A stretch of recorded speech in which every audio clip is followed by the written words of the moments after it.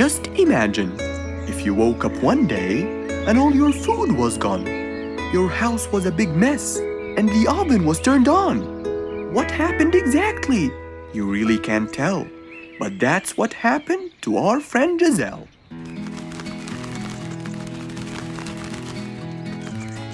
It was a lovely morning, just like all others. But when Giselle arrived, she was burdened with troubles.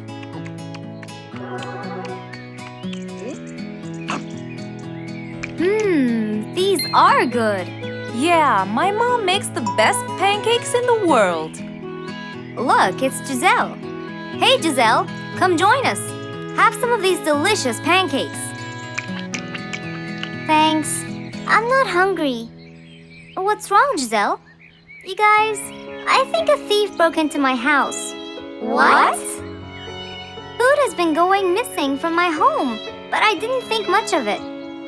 But the amount of food disappearing kept getting bigger and bigger.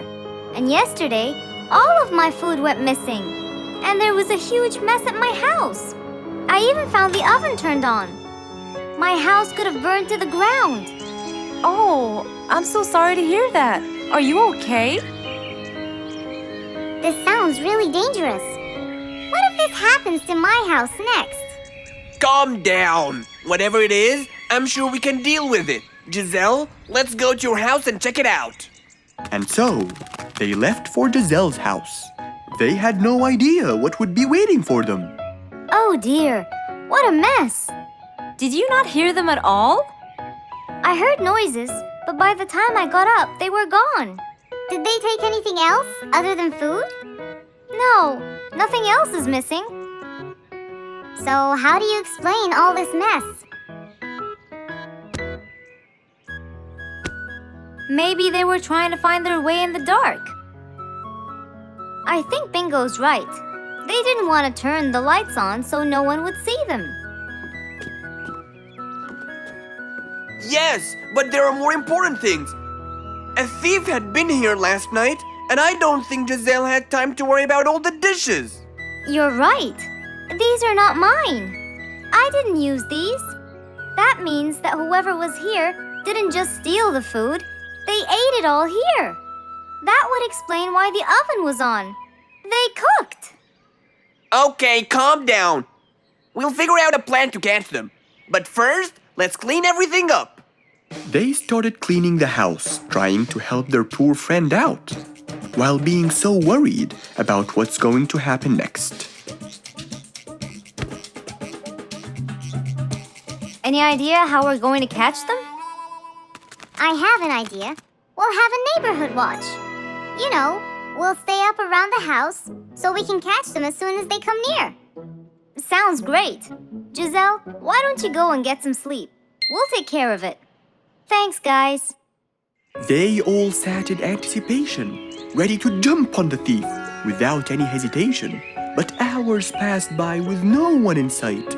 They started to become very, very tired. Does anybody else feel a little bit sleepy? Yeah, and cold, and a little hungry.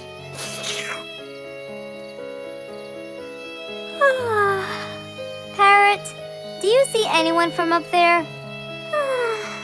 No one's around. Guys, you can go home. I'll stay here for the rest of the night. I'm not tired.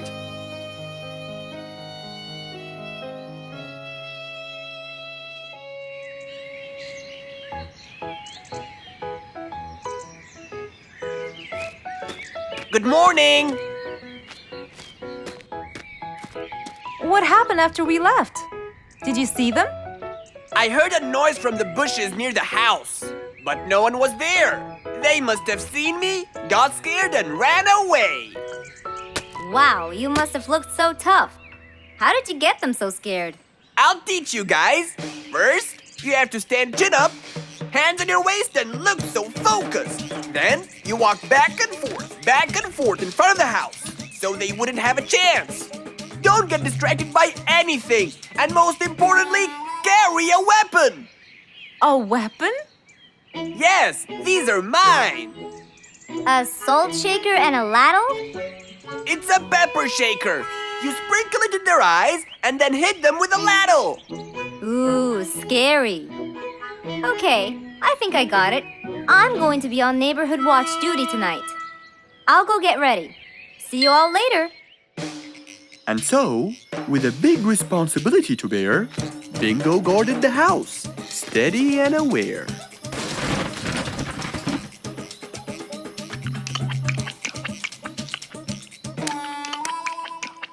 Zebra, what are you doing?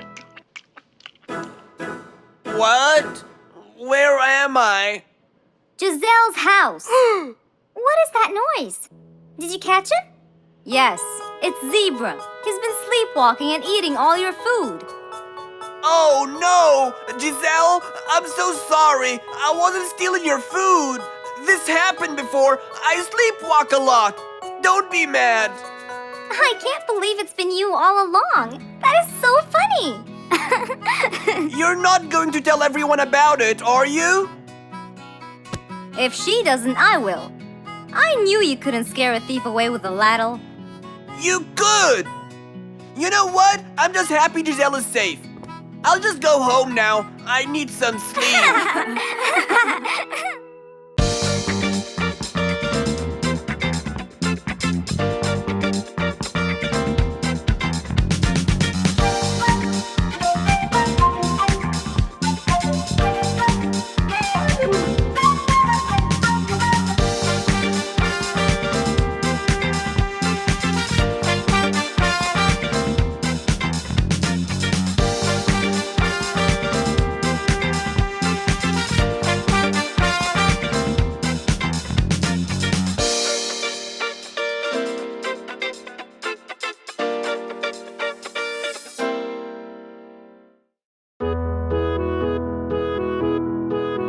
Mr. Fox was known for his kindness in helping others.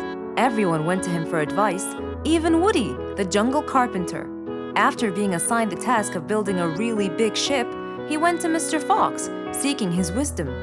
Mr. Fox listened carefully to what Woody had to say, and in turn, promised to help him. He started a research on shipbuilding, and after hours and hours of hard work, he finally got it. Yes! I've got it! But there is something I need to check first. Mr. Fox went for a walk in the jungle, looking carefully at every tree on his path. Then he stopped in front of one and said, Yes! That's the one! Immediately, Mr. Fox took a paint bucket. He wanted to mark the tree, so he wouldn't forget which one it was. After that, he got into his car and drove off.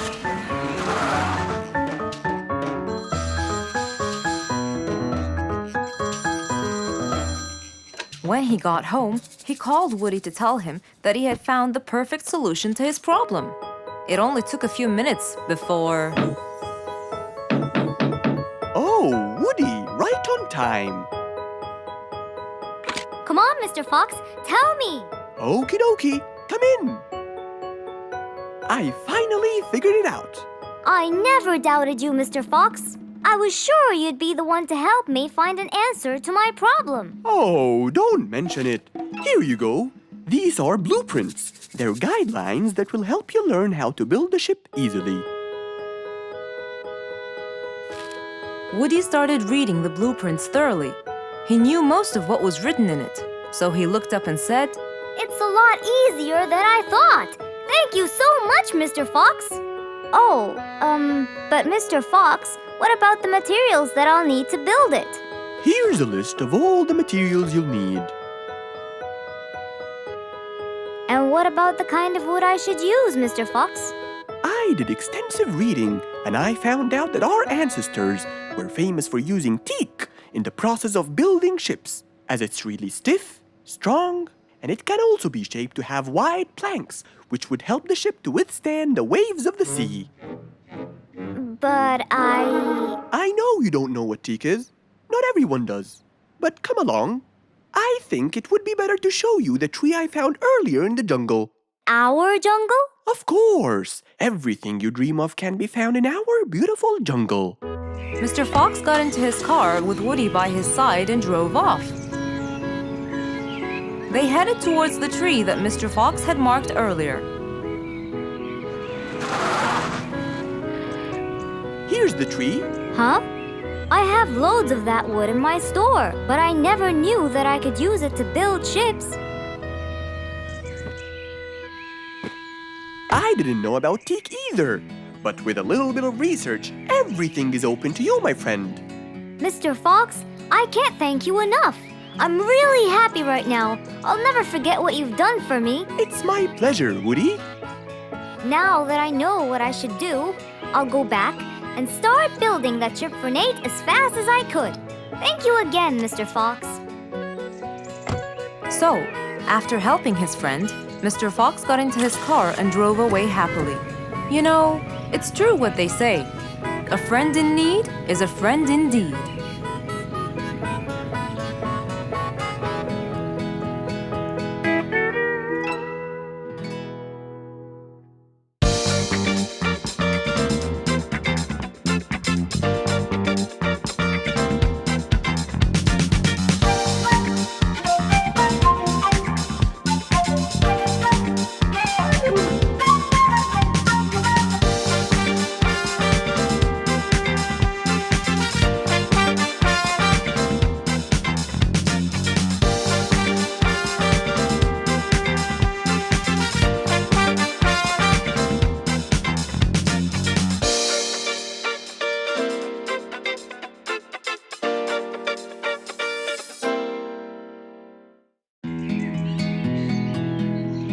It was a beautiful morning. The sun was shining brightly over the jungle.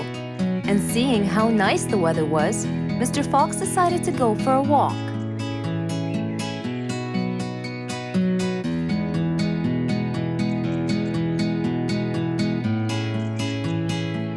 The birds were twittering, the bees were humming, and the flowers smelled pretty.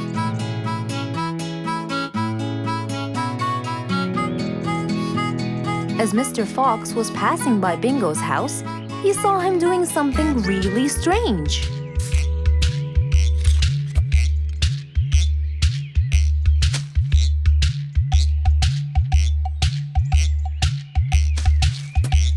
Bingo! What are you doing? I'm storing my favorite fruits to eat during the winter. But you can't just bury them. They'll soon rot. But what can I do, Mr. Fox? They only grow in the summer, and I love to eat them so much. Mr. Fox thought about it for a while. What could he do to help Bingo?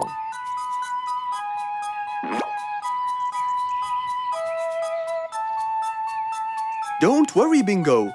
I think I have an idea. Really? What is it? You'll have to wait and see. I'll just run to my workshop, and I'll be back before you know it. Okay. Mr. Fox went back to his workshop and gave it some thought.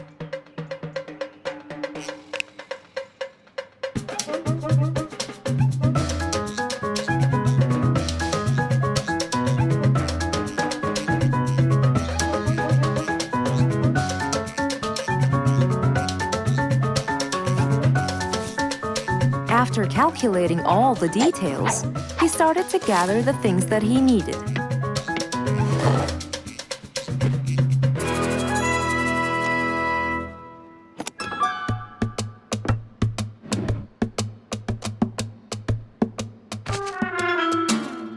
Then, he took his toolbox and his car keys, and of course, the glass plates. He put them all in his car and was on his way.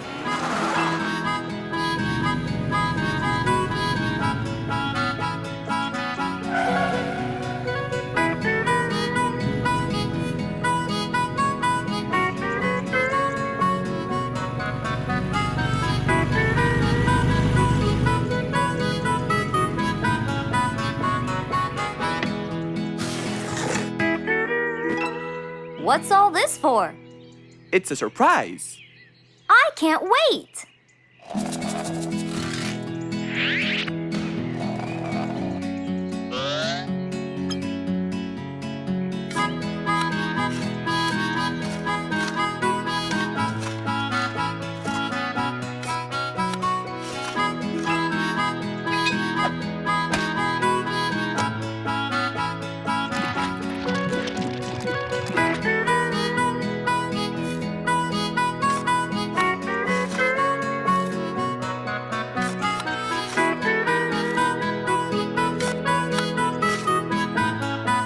Mr. Fox was almost done, and Bingo was watching him, looking slightly puzzled.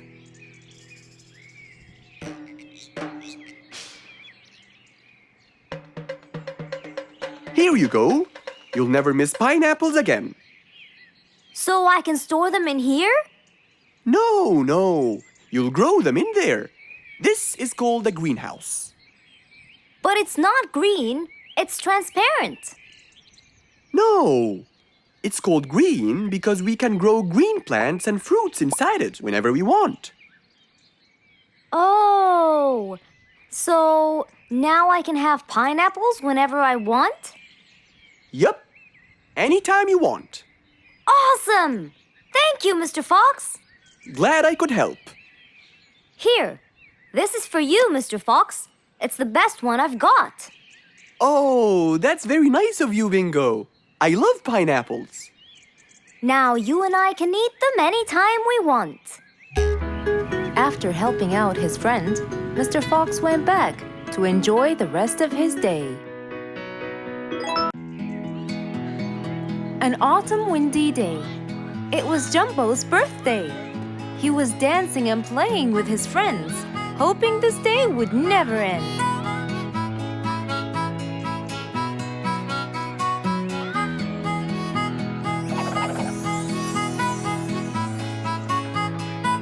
Everyone ran to hide all the same, but Jumbo slipped and fell.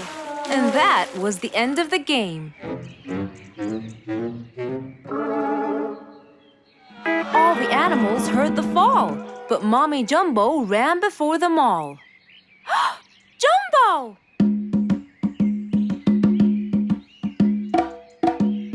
Oh, Jumbo. Combo, you have to take him to Mr. Fox immediately. So, without further delay, off to Mr. Fox's house they hurried away.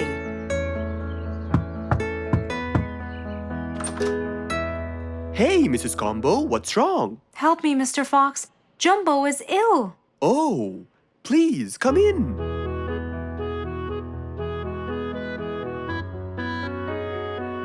You look cold, Jumbo. I'll get you something hot to drink. Thank you, Mr. Fox.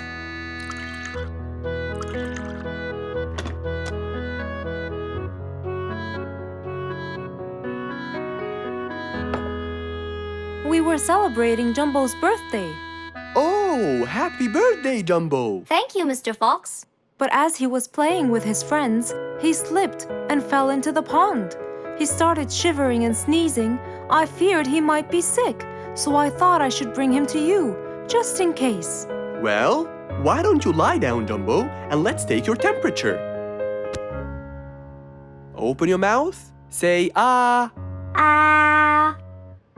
Fever, stuffy nose, red dots all over his trunk. It's definitely sniffles. Oh my, sniffles? Don't worry, Mrs. Combo. It's just a sniffles fever. It will go away. All you need, champ, is some rest and just one pill of antidote. And when you're better, you can go back to play with your friends. Thank you, Mr. Fox. After thanking Mr. Fox, Mrs. Combo took Jumbo back home to let him rest.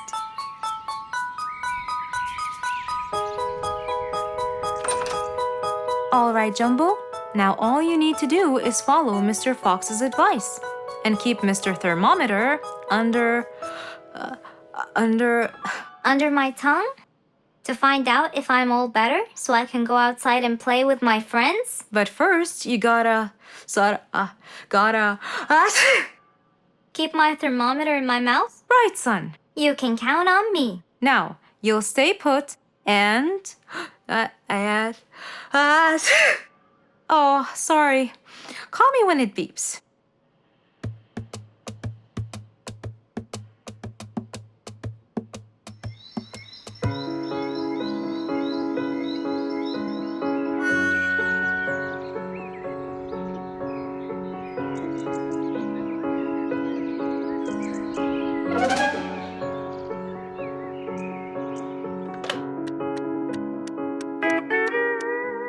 Hello, Frisky. How are you?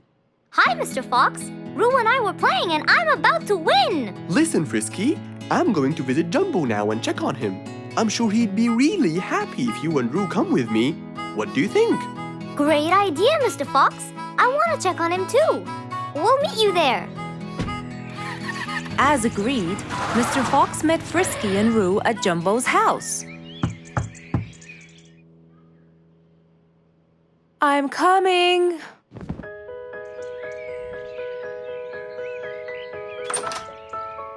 Hello, Mrs. Combo. We came to check on Jumbo. I hope he's feeling better now. Why, yes, Mr. Fox. Come in, everyone. Hey, Jumbo! I came to check on you. And I brought your friends along too. Are you feeling better now? Hi, Mr. Fox. Hi, guys. Hey, Jumbo. How are you feeling? Well, I feel better, but... Well, we need to take your temperature one more time, Jumbo. Is it time? It's time, all right? What does it say? Well, let's see. Your temperature is, oh. Your temperature is just fine and dandy, Jumbo. You're not sick anymore. You are A-OK. Yes! Now we can go outside and play. But first, I need to tell Mom. Mom? Mom? Where could she be? She's not in the kitchen. Mom! She's not in the living room. I wonder where she is. I'm here, in the bedroom. Mom? Are you okay? I think I might have caught a case of sniffles too. Don't worry, dear. I'll be fine. Now why don't you go out and play hopscotch with your friends? I'll join you when I get better. But Mom, I won't be happy if I go to play and leave you here all by yourself. I'll be only thinking of you. So, what do you think you should do, little Jumbo? I have to sit here and take care of you, Mommy. You always take care of me when I get sick. I'll take care of you and never leave you alone. Oh, I love you more than anything in the whole wide world, Jumbo. Now it's time to take your temperature. Right, Mr. Fox? You're absolutely right, Jumbo. So rather than go out to play, by his mother's side, he decided to stay.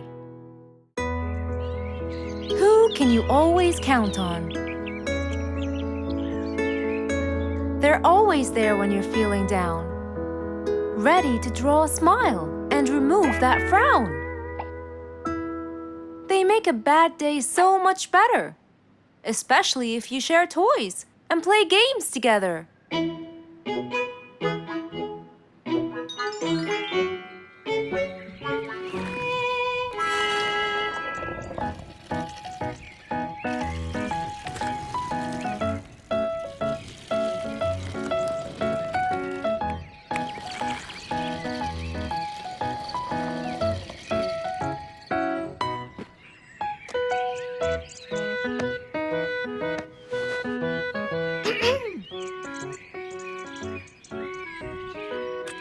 Officer Sherlock Fluffs?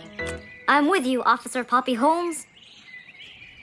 I think we're moving in the wrong direction. You might be right, Officer Poppy Holmes. I can see footsteps in the opposite direction.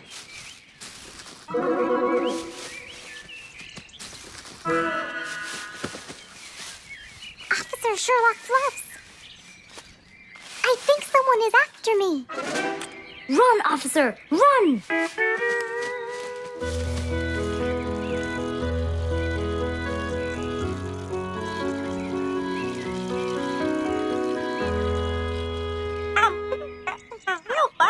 What do you mean? Poppy! Poppy! You there? Poppy! I can't believe we lost the connection. Poppy! Poppy, where are you? Filled with worry, Fluff searched and searched for Poppy, but he couldn't find her anywhere.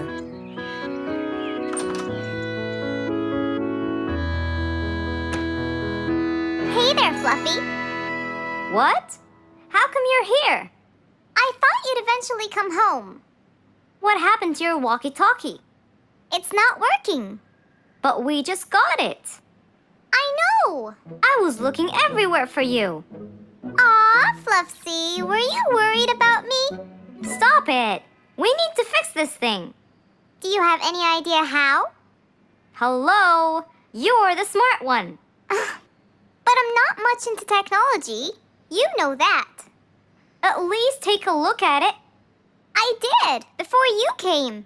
I got nothing, really. Should we go over to Mr. Fox? I think we should. Let me change first.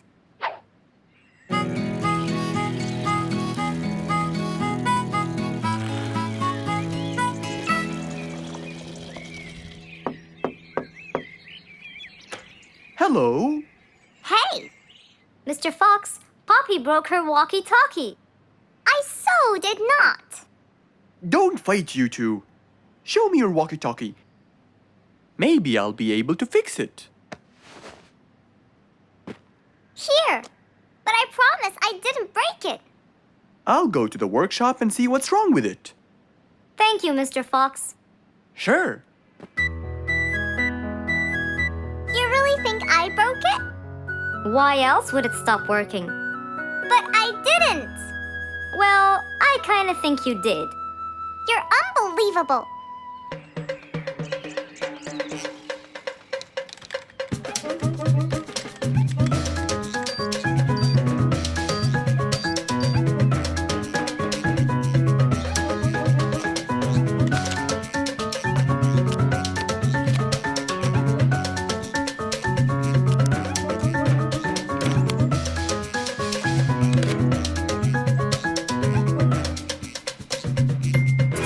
It's working just fine. I told you. Well, it wasn't before. I tried it. I know it wasn't, but now it is. See, Poppy, you did break it. And Mr. Fox fixed it. It wasn't broken, Fluffs. It just ran out of batteries. I'm sorry, Pops. Never mind. I was worried about you, though. I know. I have a wonderful brother. Brothers and sisters may fight every now and then, but at the end of the day, they're still best friends.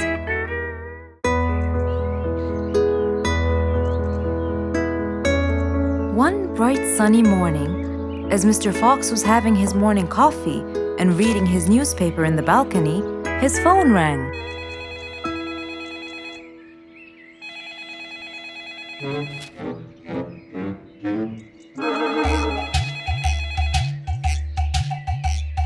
Who could it be so early in the morning? Hello? Hello, Mr. Fox. It's Rorik. Oh, hello, Rorik. How are you today? Not very good, I'm afraid. Why is that? My piano. I tried playing it today, but it sounds weird. How so? I don't know. Could you please come and check it out? Sure, I'm on my way. Thank you, Mr. Fox. I'll be waiting for you. And I'll be right there. So, quickly, Mr. Fox changed his clothes. He took his toolbox and his car keys, got into his car, and drove off to Rorik's place.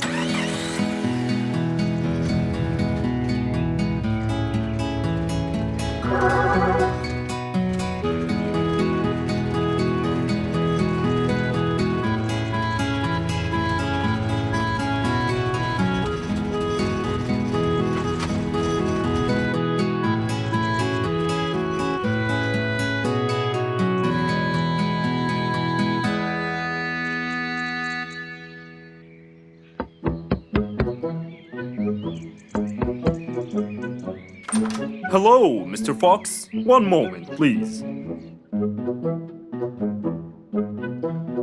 Your Majesty, Mr. Fox has just arrived.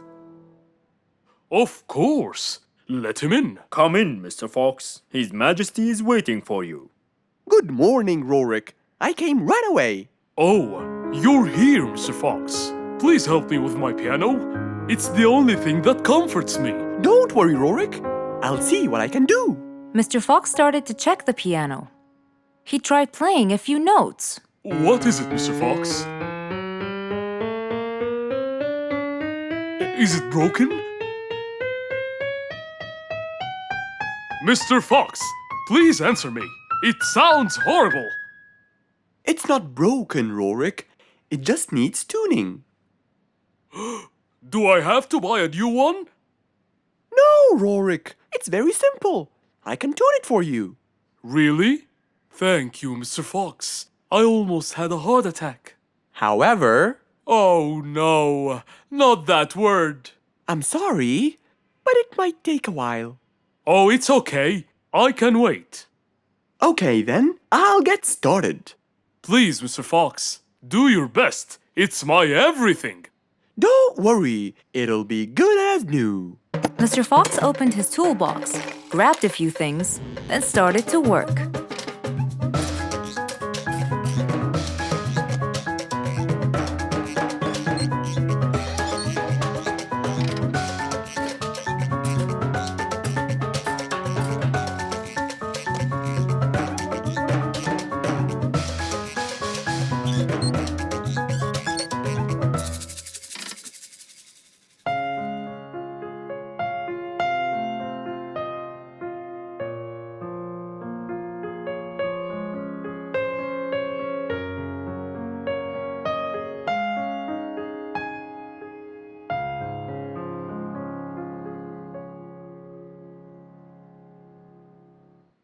Beautiful. It sounds beautiful. Told you everything will be alright. I can't believe it. Thank you so much, Mr. Fox. Anytime, Rorik. And with that, Mr. Fox's work was all done. He waved goodbye and drove along happily. He had helped out a friend once more. For helping each other is everything you could ever wish for.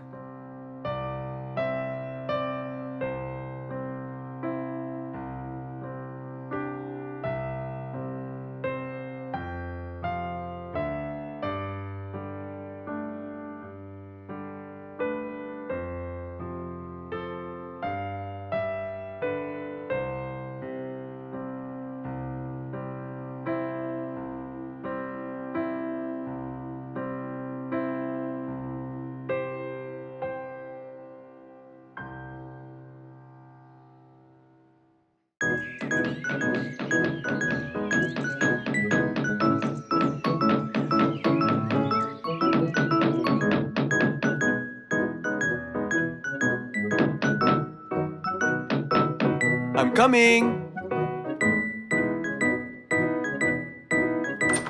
Good morning, Mr. Fox.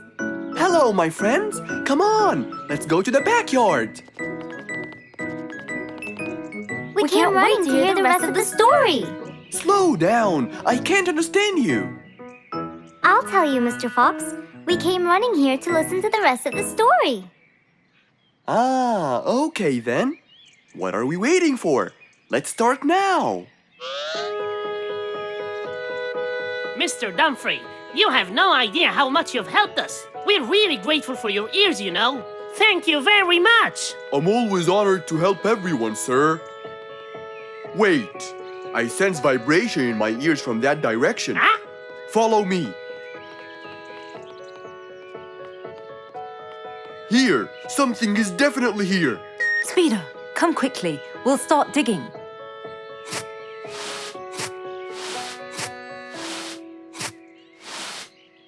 Speeder, wait!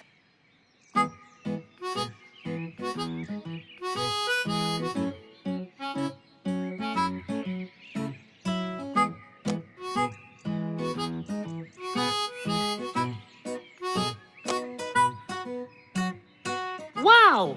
This skeleton goes back to the Mesozoic era, the Triassic period to be precise. This is so rare! Oh my, the Mesozoic era. What an extraordinary discovery! But we have to make sure. Of course we will. We still have more sites to excavate today. Are you ready, Mr. Dumfrey? No problem at all. But I'll need some juice barrels to regain my powers. Speeder, bring 3 barrels of juice for Mr. Dumfrey immediately.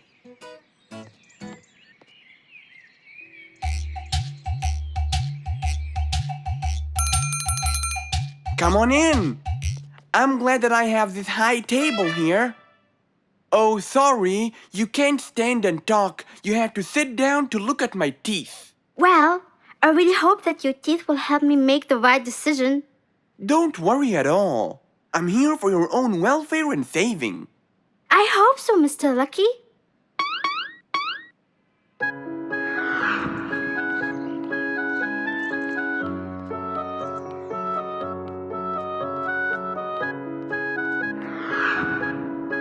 Oh, I knew it! This new job won't suit me. I can't thank you enough, Mr. Lucky. You saved me from a lot of trouble. You're a very important person in our jungle. No problem. I believe I was gifted to protect and help the people. If I didn't live up to the gift, it might be taken away from me. It was nice meeting you, Mr. Lucky. I'm sure you're gonna save lots of people as you did for me. Number 82, please come in.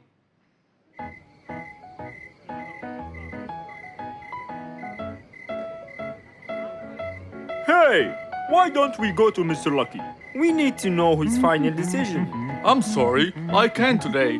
Mr. Dumfrey discovered an ancient site last week, and I really want to go to the opening ceremony. They became very famous.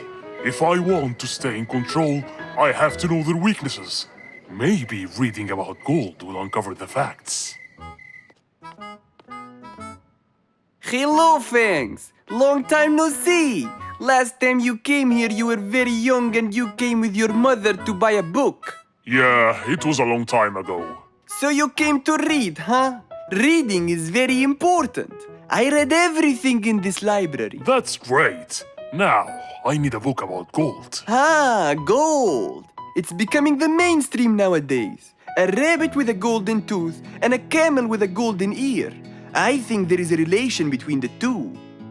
And I think you're losing it because of all this reading. There can't be a relation between both of them. What? Nothing. I just meant that the book that I need has nothing to do with those gifts. I'm just researching about gold and its medical use. You know, for the new technology. There it is, Mr. Gold Researcher. Thank you. And since this is my first visit to the library from a long time, you'll give it to me for free, of course. Goodbye, Mr. Bearlato. Huh? Who said it's for free? That old bear is really smart. It must be the reading that made him understand the connection between the two gifts. I think reading makes you understand a lot of stuff and gives you knowledge. Fortunately, not many people read in the jungle.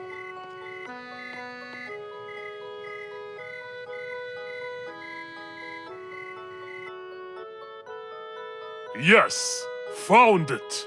Gold properties. Gold is known for its shine, and to keep gold shiny, scientists use a substance called ammonia. Ah, yes, that's it. Gold brightens and dims. When anyone looks into Lucky's teeth to see their future, it becomes clear as a mirror. And if a mirror is not as clear as crystal, no one will see anything. I can buy 2 liquids. One to dim the gold, and another to brighten it. And then I'll enter his house. Oh, I mean my house. And put the dimming liquid on his teeth. And when the glow fades, it will surely affect Dumfrey's ears as well. The letter said it. And I'll be in control of both powers. Oh yes, no matter what they do, they'll never be able to stop me! And that was the end of our story for today, my friends. We have to stop this Fangs. We can't let him just do all these evil actions. Calm down, Giselle. Yes, that Fangs should get what he deserves. Well, do you still remember what I told you yesterday?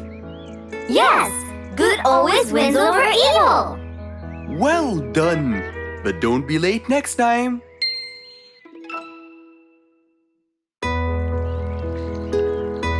Rose stood in front of her painting stand, holding a few colors in her hand. But things weren't going as she planned. I think I should just paint the pig blue. No, wait. Maybe this will do.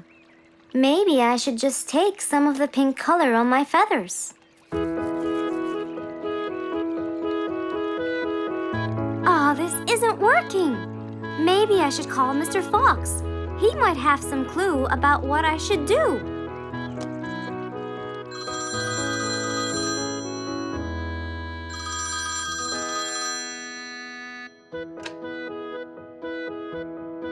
Hello? Hello, Mr. Fox. It's me, Rose.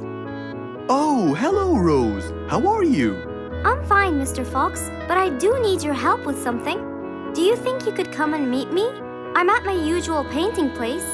Sure, I'll be right there. So, without a moment to lose, Mr. Fox got ready, got into his car, and drove off to where Rose was painting.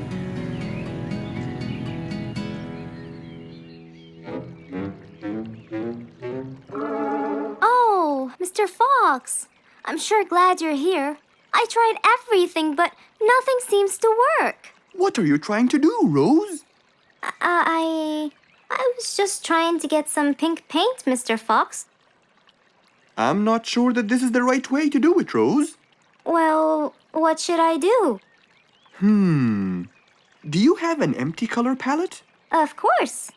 So, what colors do you need? I have red, blue, yellow, black, and white. But I still need pink, green, orange, purple, and brown. Let me see.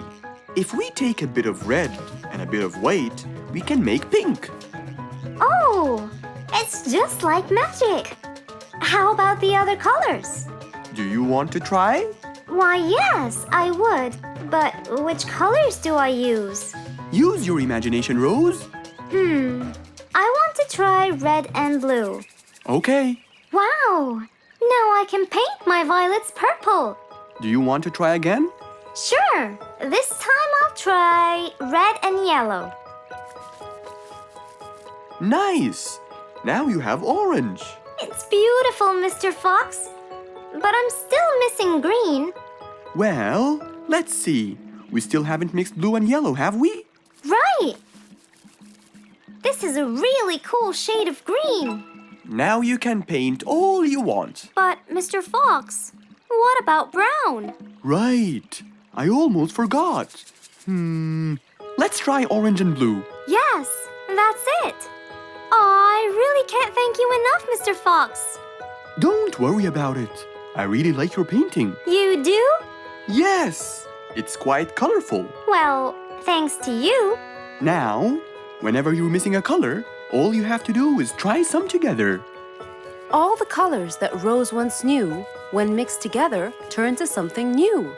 Pink, purple, orange, and green. Something she had never seen.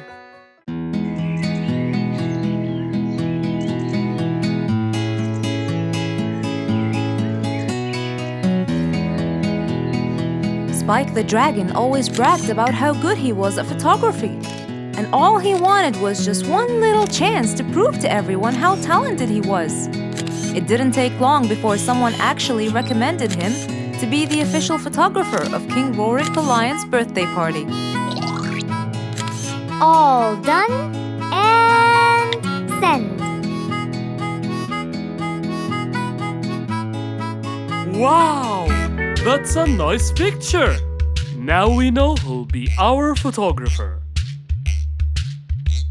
And immediately, Mr. Tiger sent a message to Spike. Oh! Finally, someone recommended me. I won't let them down.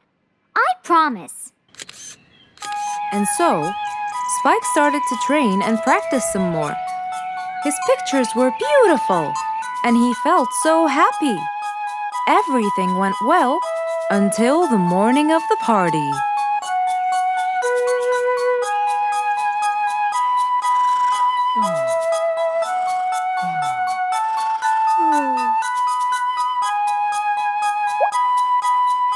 Oh, today's the day. Finally. Maybe I should train some more.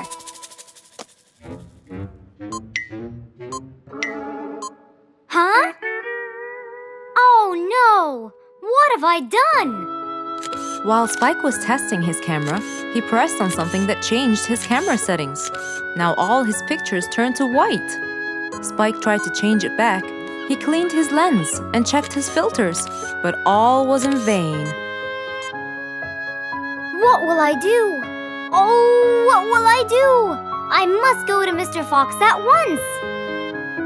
Feeling so worried and sad, and with no clue what to do, Spike held his camera and flew off to Mr. Fox.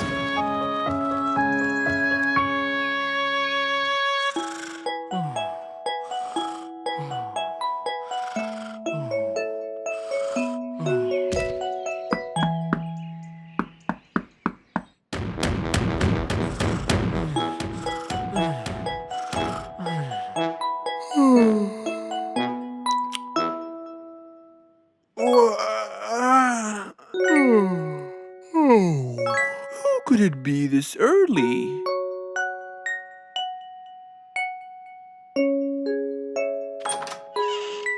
Oh, Spike, it's you.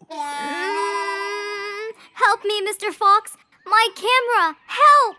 All white, broken. Help! Calm down, calm down. Please, come in. Spike followed Mr. Fox inside. He sat down and started to speak slowly. You know today's the king's birthday party. Yes, and you've been hired as the official photographer. Congratulations, Spike. Oh, Mr. Fox, it would soon be condolences. What? Why? My camera. It's broken. Broken? Yes, I woke up early today and tried to check it. But I found that every picture I take becomes white. Have you checked the lens? Yes, and I re-cleaned them to be sure. But it's no use. And the filter?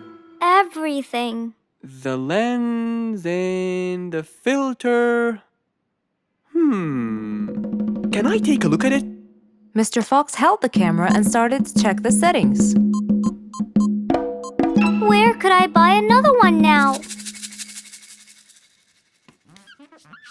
Do you have a professional or digital one? I don't think you'll need it, Spike. I'll go straight to prison, right? No, it wouldn't be fair to send the most talented photographer to prison. They'll all laugh at me. Are you sure about that?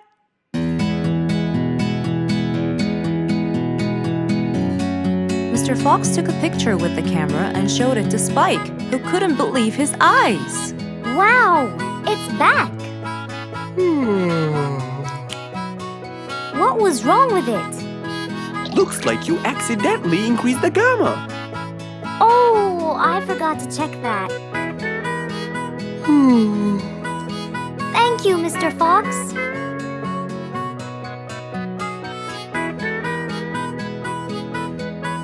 I'll go now. See you at the party. That would be awesome. With that, Spike walked out of Mr. Fox's place. He went back home with a smile on his face.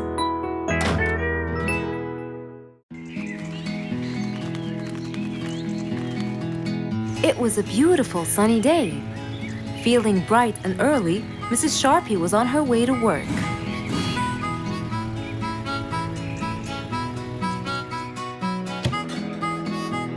Good morning, Sharpie. Good morning, Emma. You're looking good today, Sharpie. Thank you.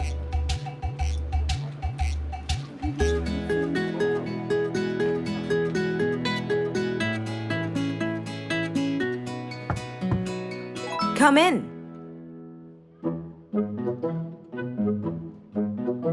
Good morning, Mrs. Susan. Oh, good morning, Sharpie. Today's gonna be a special day. I hope so, but why? Well, we have more packages that need to be delivered to their owners on time. And there's a special package for the king. I'm on it, Mrs. Susan. After piling them all up, Mrs. Sharpie went to deliver the packages.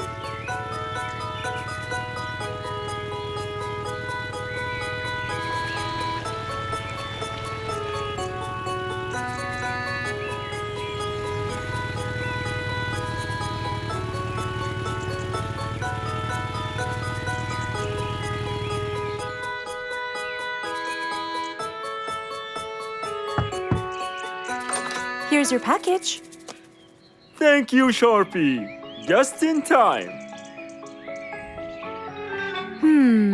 Looks like delivering the next one is gonna take some time. After safely delivering the package to Mr. Camel, Mrs. Sharpie took off to the opposite side of the jungle to deliver a package for Mrs. Deer.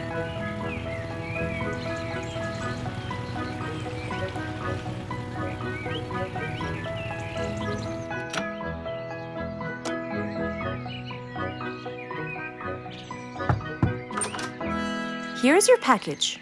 Thank you. But why were you late? I waited all morning. Next was Mrs. Bird's package, and that was south of the jungle. That was very tiring for Mrs. Sharpie.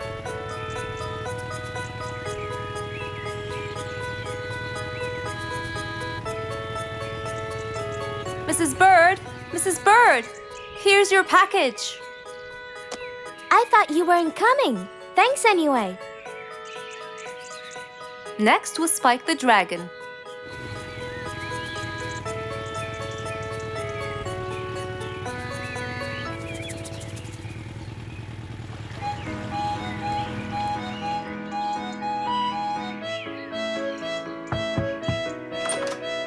Here's your package. I never thought you'd be late. Oh no! It's the last package I'm delivering today. I hope the king is not too upset that I'm late. Worried and a little scared, Mrs. Sharpie took off to deliver the last package. She was already late as it is. The last package was intended for the king, and after being all over the jungle, will she be able to make it in time? Here you go, Mr. Timber. This package is for the king. Thank you, Sharpie. But the king was worried and a bit upset. Why? Well, he had to wait all day for this package. You're not usually late, Sharpie. He was very upset. My sincerest apologies. I'll be more careful next time. Mrs. Sharpie was very tired and really upset. Having to deliver packages all over the jungle was no minor task. So, she decided to go to Mr. Fox and ask for his help. Oh, hello, Mrs. Sharpie. How have you been? I'm not good at all, Mr. Fox. You have to help me. What happened? I've got a lot of letters and packages, and I keep flying east and west all over the jungle. This won't do, Mr. Fox. I'm so tired. Oh, Mrs. Sharpie, you do look exhausted. Please come in and we'll figure this out together. Would you like a cup of hot chocolate? No, I just want to find a solution, Mr. Fox. Okay. Tell me what the problem is exactly. I get too much letters, so I fly to deliver them. I find that the first letter should be delivered to the western part of the jungle, so I fly and deliver it, just to find that the next one is in the eastern part of the jungle. And when I fly and deliver it there, I find that the one after it is in the north. And after that, it's west again, and it's all driving me crazy. Calm down, Mrs. Sharpie. There must be a solution to all of this. That's why I came to you. I kept thinking and thinking, but they come in packages, and I must deliver them all in one day. So how can I do that? Don't worry, Mrs. Sharpie. We'll sort this out. Sort? Sort! That's it! Why don't you sort them out from the very beginning, Mrs. Sharpie? What do you mean by sorting them out? I mean, first, you should read the addresses and sort all the letters that should be delivered north together, and those that should be delivered east together, and so on. And then I'd finish all the north letters together, and the east, and then the south, and then the west, right? Precisely. That's a great idea, Mr. Fox. Thank you so much. Wait, where are you going? I have letters to sort out. Thank you, Mr. Fox. Glad I was able to help you, Mrs. Sharpie. Goodbye.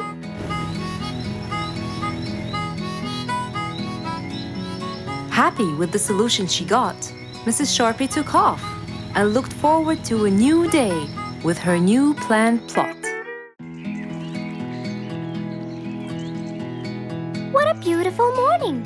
Mr. Falcon should have been here by now. He was supposed to get me some sugar candies from the other side of the river. I can't cross that river on my own. I can't swim. I'd better go to Mr. Fox. He'll tell me what to do. And since Mr. Fox helped many more, she went to him and knocked on his door.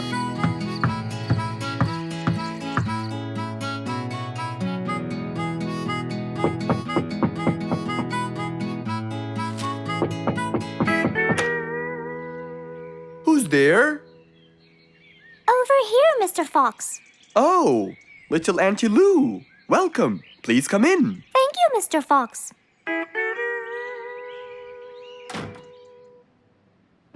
What can I do for you? Mr. Fox, my problem might seem small, and I know how busy you are, but Don't worry, Auntie Lou. Whatever it is, we'll find a solution. Tell me, what's bothering you? sugar candies. Sugar candies? But you love them.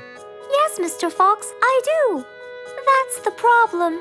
The only place I can find them is by the other end of the river side, and I don't know how to swim. Well, how did you get them before? I had some friends who would cross the river and bring me some candies with them.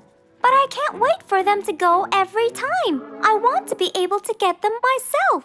I see. So you want a way to cross that river by yourself. Yes. Do you want to learn how to swim? Impossible. I'm so afraid of the water. It's my worst nightmare. Isn't there any other way, Mr. Fox? Sure there is. Let me think. Mr. Fox thought quickly and without delay, for there was already another way. He'll build a bridge for Auntie Lou, so she could cross whenever she wanted to. Little Auntie Lou, how wide is that river? Very wide, Mr. Fox. It won't be easy, but let's go. Into the workshop ran Mr. Fox. He grabbed some wood and his toolbox. He put them in his Jeep and hopped inside. Then he and Auntie Lou went for a ride.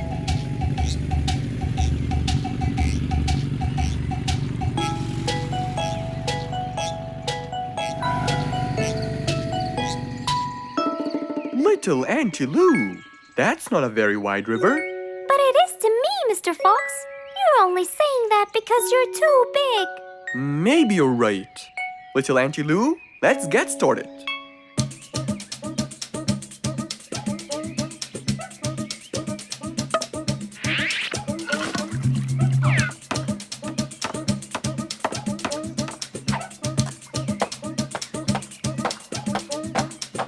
Finally, the bridge is complete. Mr. Fox, that's exactly what I wanted. Thank you so much. I'd better be on my way to collect the sugar candies. I've always dreamed of this.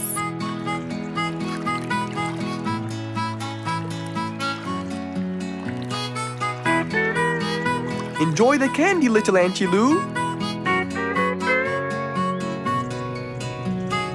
After giving his friend a happy end to the day, Mr. Fox took his car and carefully drove away.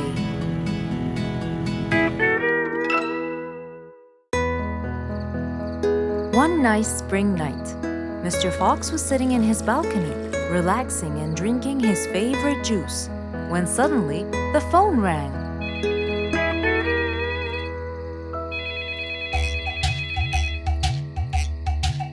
He wondered who would be calling him this time of night.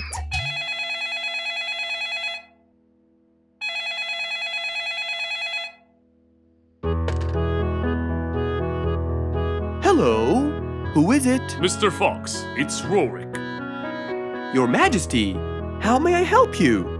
Well, Mr. Fox, I'd like you to come to my house early in the morning to discuss something urgent. Of course, I'll be there. After he hung up the phone, Mr. Fox went to sleep. He was supposed to wake up early. He wouldn't want to miss his appointment with the king.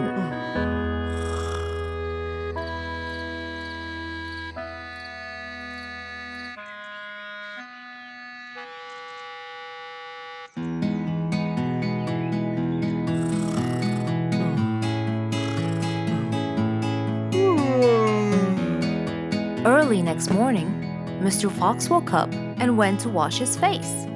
After that, he got dressed and was all ready for his appointment with the king. He got into his car and drove off.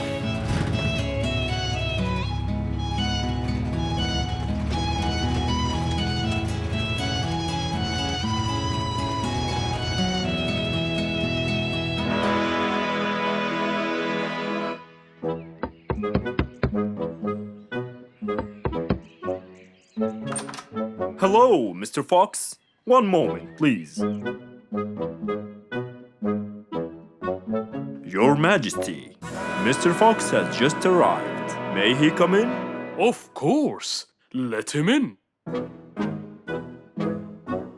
Come in, Mr. Fox. His Majesty is waiting for you. Good morning, Your Majesty. Hope I'm not late. No. You're always on time. How are you, Mr. Fox? I'm fine. And how's our little Frisky? He's fine. A little mischief every now and then. You can never get him to stay in one place.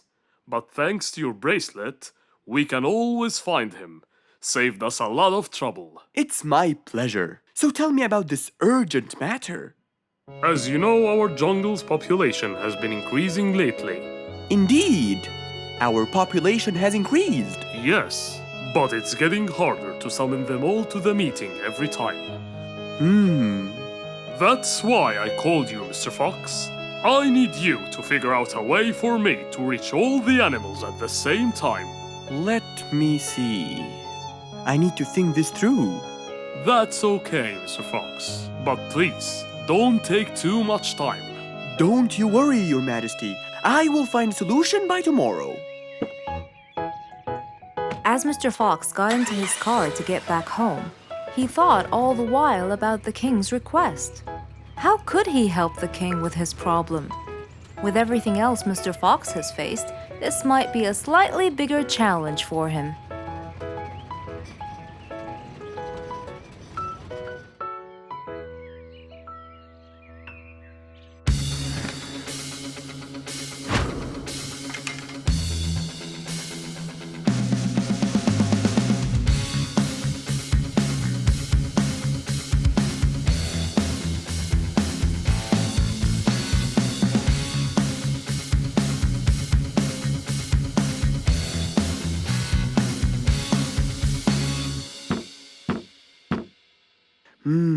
This is more challenging than I thought.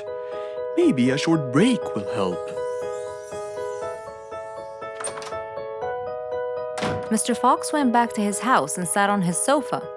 Since he can't think anymore about the king's request, he thought it would be great just to relax and watch his favorite TV show. Everything was peaceful and quiet. But then suddenly... I got it! Mr. Fox rushed back to his workshop. He quickly designed a new device. He carried the new device to his car, and off he went to King Rorik's place.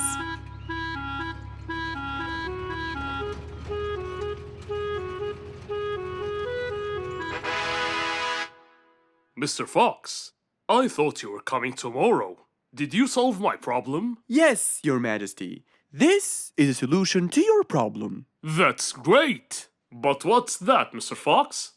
This is a megaphone. I made it specially for you. Every time you need to meet the animals, all you have to do is roar into it. Mr. Fox, you're a genius! But be careful. It's powerful. So make sure that no one is around you when you use it. Of course! I can't thank you enough, Mr. Fox. You're a great asset to all of us. It's my pleasure, Your Majesty.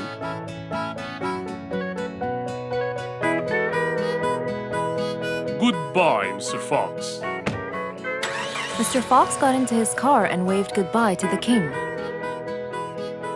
He was feeling happy and pleased. The problem was now solved, and he was able to help out a friend once more.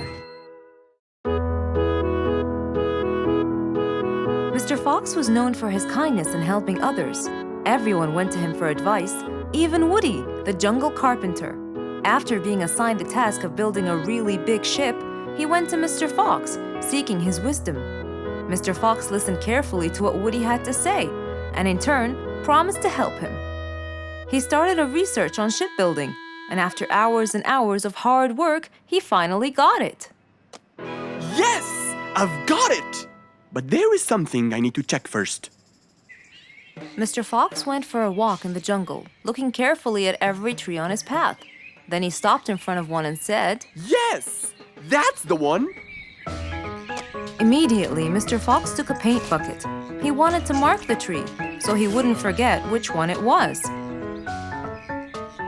After that, he got into his car and drove off.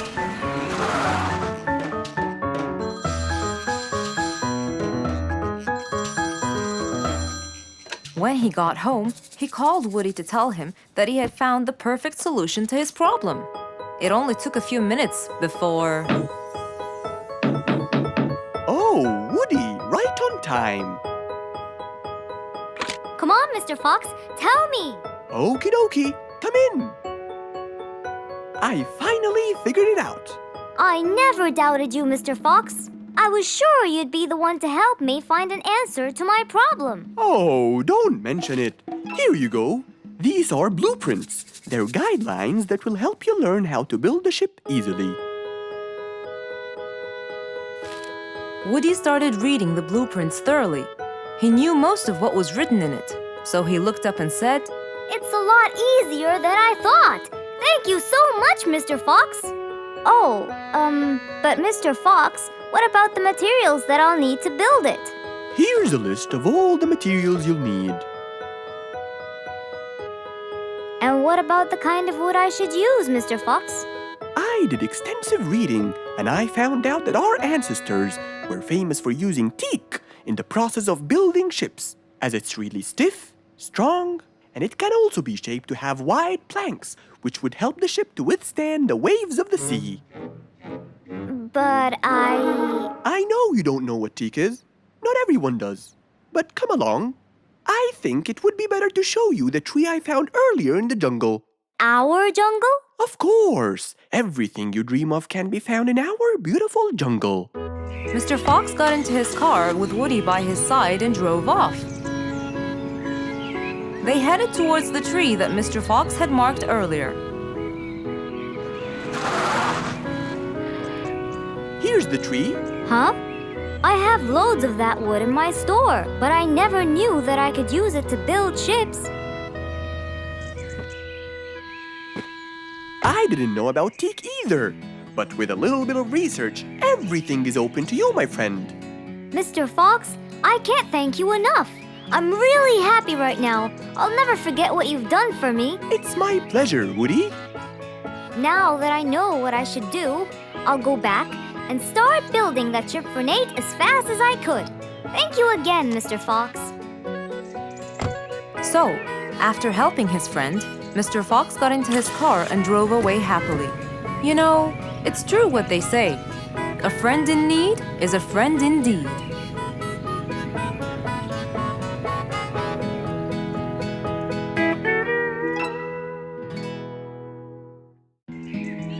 One day, the whole jungle decided to celebrate their new king, Rorik the lion.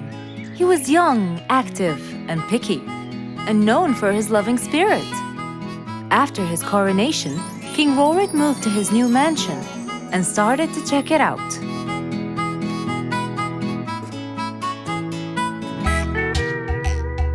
Great, and that's my throne, right? Exactly, Your Honor. Well, I'd better check it out. Yes, please do.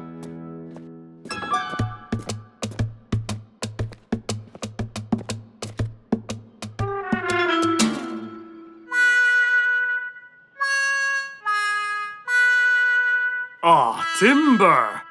That's too uncomfortable.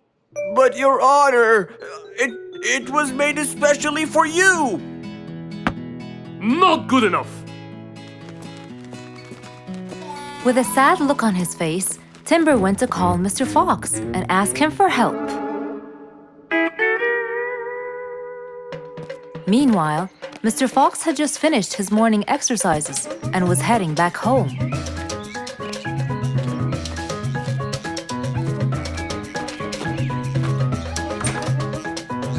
After a cold shower, he changed his clothes and had some tea.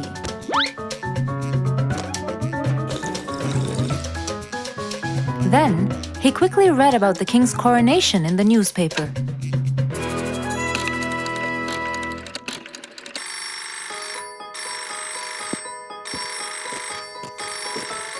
Hello? Hello, Mr. Fox. Can you please, Hello, Mr. Fox. This is Rorik. Oh, hello, Your Highness. How may I help you? I need you to come immediately. There's a huge problem, and I'm pretty sure that you're the only one who can help. I'll be right there. So, Mr. Fox quickly took his keys, hopped into his car, and drove towards the king's manor.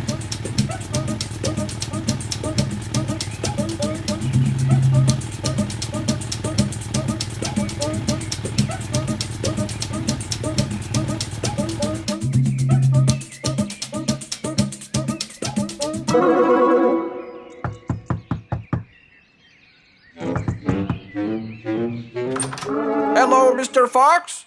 One moment, please. Your Majesty, Mr. Fox has just arrived outside requesting an audience. Of course. Let him in. Come in, Mr. Fox. His Majesty is waiting for you. Good morning, Your Highness. What seems to be the problem? Oh, Mr. Fox. Good, you came quickly. Always at your service.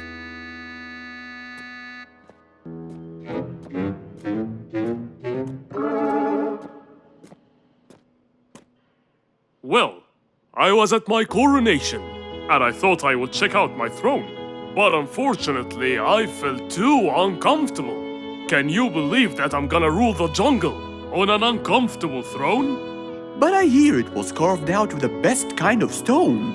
But it still hurts my back. Oh my! Anyway, I've decided to design my own throne. What a great idea! But I need your help to make it as soon as possible. It will be my pleasure, Your Highness.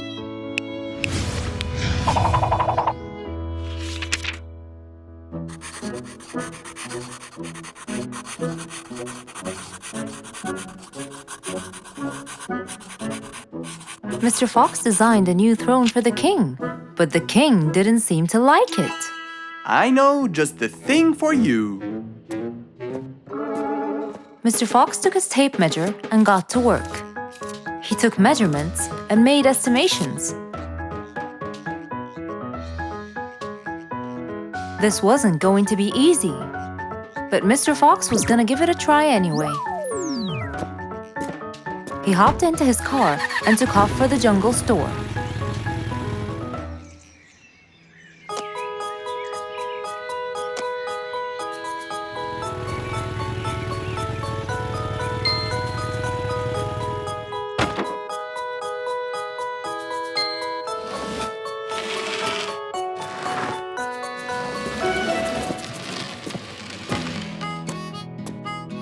All done. Can you please try it now? Wow! That's exactly what I wanted. Glad you liked it, Your Highness.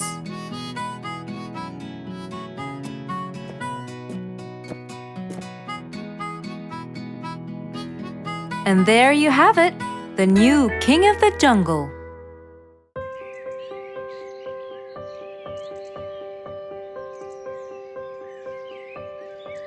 It was a beautiful spring morning.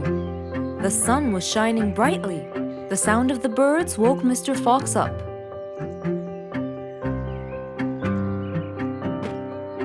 He changed his shirt, put on his tie, and his vest. Then, he drank his tea. It was delicious. After reading a shop manager ad, he got into his car and drove off.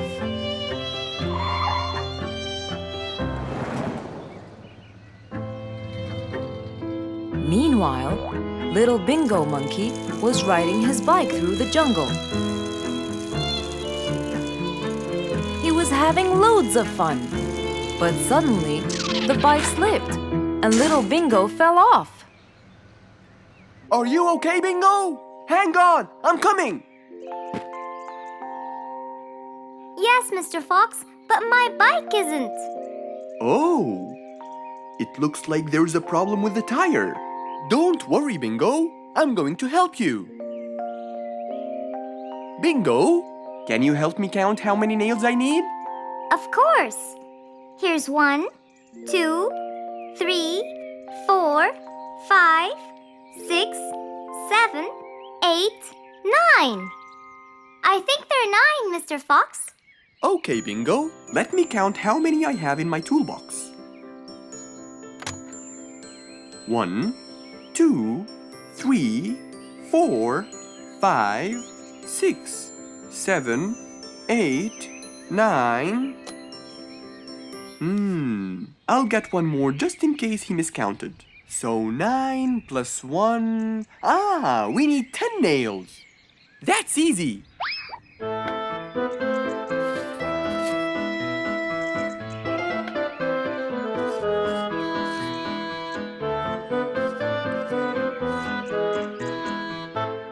Okay, Bingo. It's all done.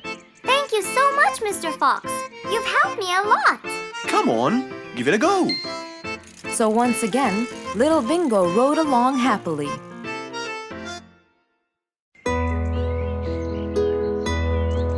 It was a bright early spring morning.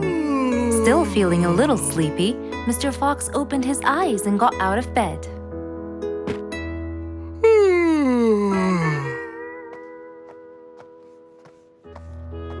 Since the weather was beautiful outside and awfully tempting, Mr. Fox decided to go for a walk in the jungle. The sun was shining, the birds were twittering. It was a very peaceful morning. Well, sort of. Worried that something terrible could have happened to one of the animals in the jungle, Mr. Fox sprinted towards the sound. Are you kidding me? You're the size of an air balloon! Are you making fun of my size, you piece of you? What? Take that back now, you... No! I'll never take it back! This was all your fault! No, it wasn't! It was yours! No! It's always your fault! Now, calm down. Oh, Mr. Fox, I'm so glad you passed by. You're the only one that could solve my problem. Solve your problem? No, Mr. Fox will solve our problem. No way! What you did was a total crime. So not true. You're the one who started it all and injured me, you big... There, calm down. And just tell me what happened. He woke me up! Slow down, one at a time. Mr. Panda, you go first. Thank you. Now, I was walking heading to my house when I realized that for me to get there, it will take me 12 minutes. And I was so tired and sleepy. So I thought about it, and I realized I should just lay here for a while and take a short nap. And just as I was starting to get comfortable, I found little chicklets screaming with the highest pitch into my ears, Mr. Fox. My ears! Can you believe that? Well, that's not a very nice thing to do, little chicklets. Why did you do that? But I didn't, Mr. Fox. And how is that? I was heading to my favorite lake, and I was walking just right behind Mr. Wicks, when all of a sudden, out of nowhere, he decided to lay down and fell to the ground and squeezed my beautiful wing. And if it wasn't for my high-pitched voice, I would have been dead by now. Well, that was pretty dangerous, Mr. Wicks. What should I do, Mr. Fox? I was really tired and I needed my nap. So I took it. What should a panda do to take his nap? Can't you just wait till you reach your own house? Or at least look behind you before you decide to fall down? My house is 12 minutes away, and all the walking had already stolen away all my energy. I had to take a nap to recharge. I can't keep on walking forever. Then look behind you or sleep next to a tree or something. Why don't you watch where you're stepping? It was a very troubling matter indeed. The little chick almost got crushed. But Mr. Wicks didn't mean it. He was just so tired that he fell asleep. Right? Mr. Wicks, Answer me. Did you intend to squeeze little Chicklet's wings? Of course I didn't. Were you aware that you were going to take a nap in the middle of the road? Actually, I vividly remember. I walked to the tree side first, but when I woke up, I found myself in the middle of the road. How many naps do you need per day? From 5 to 7, I would say. Did you take a nap before you decided to head home? Of course. Do you usually nap in between? Not always, but today I went so far from my house. I tried to hurry to nap at home, but you know, I'm too slow. Say no more. I now know the answer. Really? Yes. Worry no more, little Chicklets. From now on, Mr. Wicks will always nap at his own house. Just a second. Aha! There it is! Is that what they call caffeine? My, I didn't think it was that huge. No. It's something even better. Better than caffeine? And chocolates too.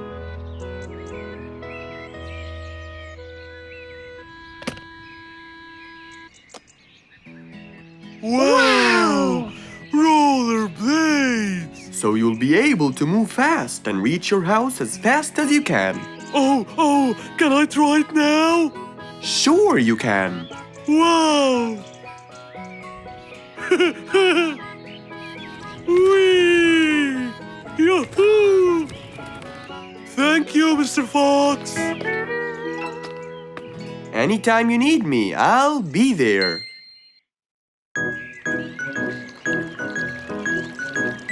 It was a nice warm autumn day.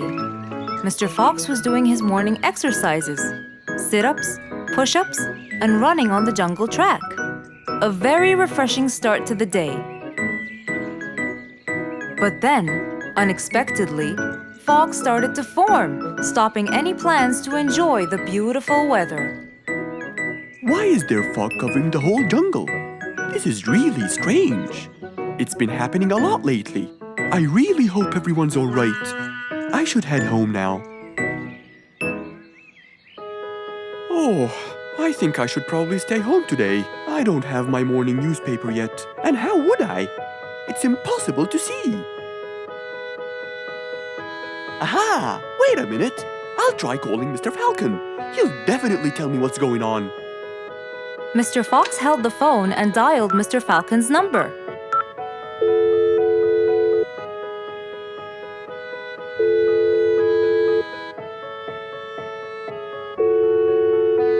Oddly enough, there was no answer. I guess he's not home. Maybe I can reach him on his walkie-talkie. As Mr. Fox went to look for his walkie-talkie, he heard a loud knock on the door. Huh? I thought everyone stayed home in this weather. Who could it be? Puzzled, Mr. Fox went to open the door. He was taken by surprise. It was Jack the horse. He stood there holding a briefcase and looking smart. Jack was a very busy business horse. He was always rushing to keep a tight schedule. But today, something seemed off. He looked like something was bothering him. Oh, Jack, what a nice surprise! It's been a long time since we met. How have you been? Come in. Thank you, Mr. Fox. But I don't want to waste any more time. I'm on a very tight schedule. Of course. Can I bring you... I don't have time. I just needed to talk to you urgently, Mr. Fox. Have a seat, please. And as you know, time is money. Wait. Hold on. First, tell me how you managed to get here in this bad weather. There's no time. I'm so busy, and I need your help with something important. All right, tell me what's the matter. Well, it all started last week. After long and weary negotiations, I won a bid for a gold mine located in the eastern part. Long story short, a gold mine obviously contains gold. But no matter how hard I looked, I found nothing but dirt. I was really frustrated. I was disappointed. And I knew that buying the mine was a mistake. What do you think, Mr. Fox? That's really strange. That mine is widely famous for its gold. I have an idea. We go there now and see what we can do. But wait here for a second. I need to bring something that will help us. Are you sure you don't want to drink anything? Yes, thank you, Mr. Fox. But please hurry up. You know that time is money, and I can't waste Any more time, I get it. Just give me 2 minutes. Too much, Mr. Fox.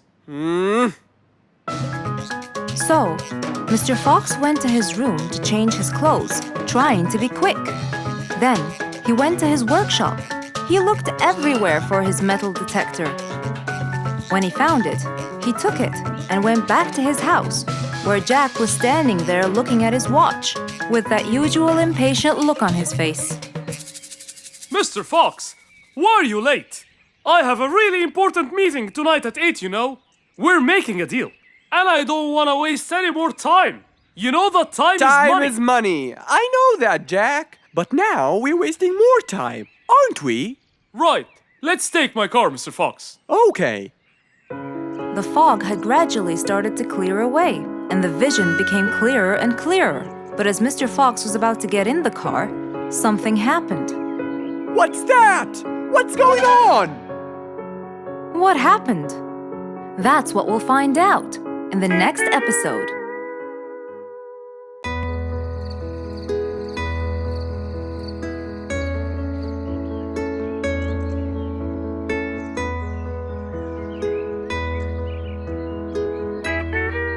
It was a bright, early morning. Mr. Fox woke up and went to wash his face.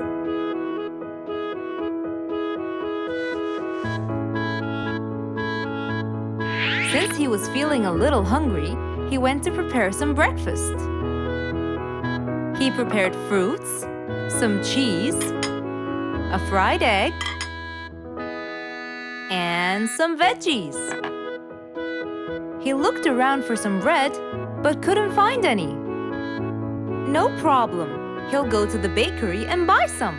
I guess I need to buy some bread from Mrs. Flute's bakery. Then I can have my delicious meal.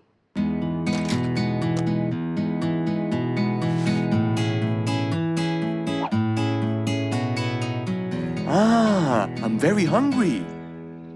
I'm sure glad the bakery is close by. I won't be needing my car.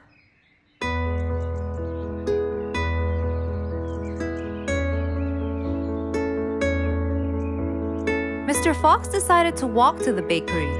He really enjoyed the early morning breeze. And on his way...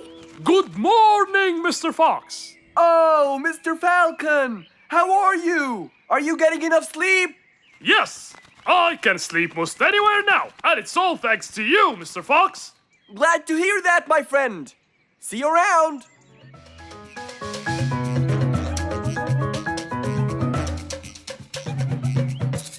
When Mr. Fox finally reached Mrs. Flute's bakery, he found a long line of customers. He got in line and patiently waited his turn.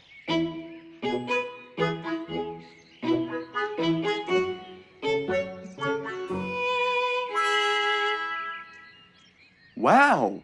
Looks like everyone wants bread. Slowly, the line was moving up, and Mr. Fox got closer and closer till he finally reached the counter, where a very tired Mrs. Flutes was waiting. He was her last customer. Hello, Mr. Fox. Here you go. Hello, Mrs. Flutes. You look really tired. Yes, Mr. Fox, it's becoming more and more exhausting. Why? The number of customers has increased lately after I upgraded both the bakery and the quality of the bread that I produce. That's great. I know it's great, Mr. Fox, but the thing is, the rate of bread production is really low. Well, compared to the number of customers, that is. But why is the rate of production low? Well, Mr. Fox, grinding the wheat takes loads of time and effort. Sometimes it takes over a day or so. That's basically why everything else gets delayed. What should we do to solve this problem? Okay, Mrs. Flutes, I will head home now and eat my breakfast and try to think of a solution. And I'd like you to pass by my house tonight. I'm sure I'd figure something out by then. Really, Mr. Fox? I can't wait to hear your solution. I'll come by your house as soon as I get off work. Okay, see you later, Miss Flutes. See you later, Mr. Fox. Mr. Fox went back home to have his breakfast. Miss Flute's bakery is truly the best. I have to solve this problem, or she won't be selling any more delicious bread.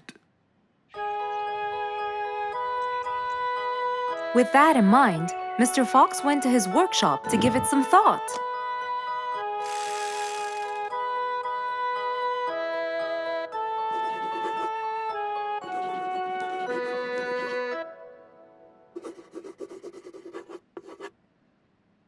Finally, he had a great idea.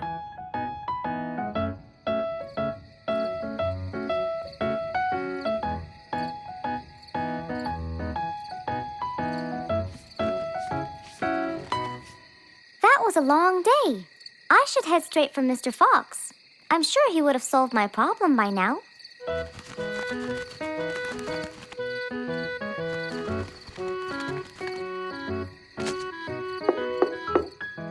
That must be Miss Flute's. Hello, Miss Flute's. Come inside. Hello.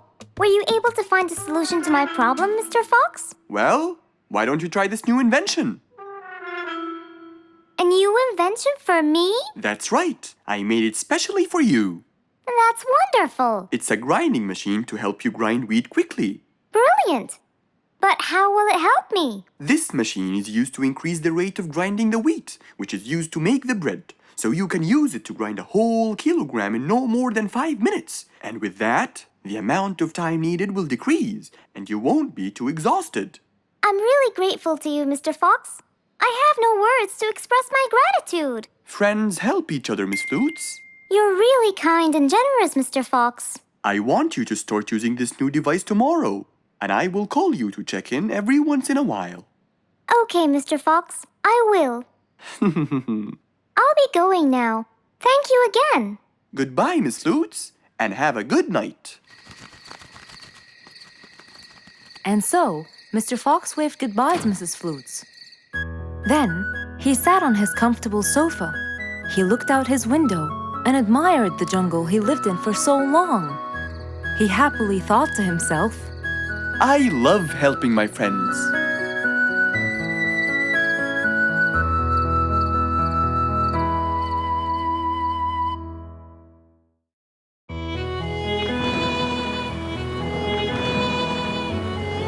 One day, the mighty eagle flew to his nest. All he wanted to do was rest. He felt bitter, he felt cold. He was really getting old. He knew he needed someplace new. So, off to Mr. Fox he flew.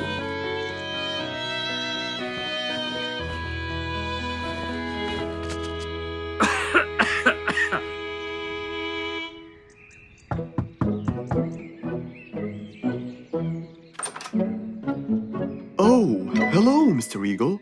You look so tired. Please, come in. Thank you, Mr. Fox.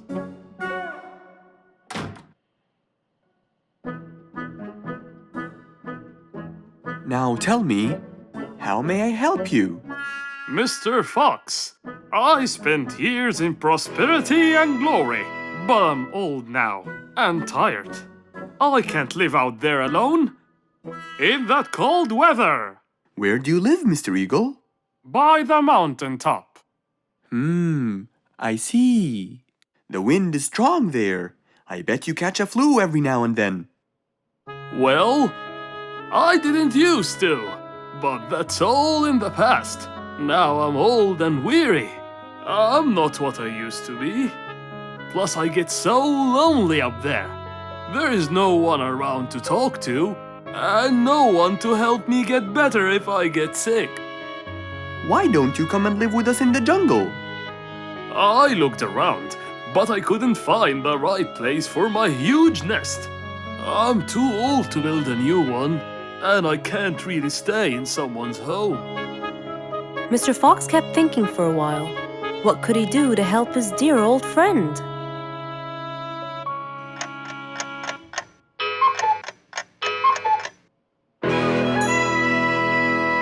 I got it. I think I can help you build a new house. Have no worries.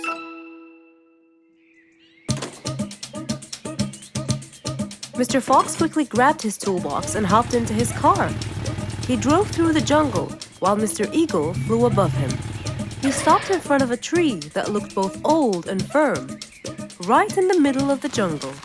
Lots of animals and birds lived around here. What a beautiful place, Mr. Fox. Wait till you see what I have in mind for you. Mr. Fox started to work. He put a ladder against the tree and counted the steps up.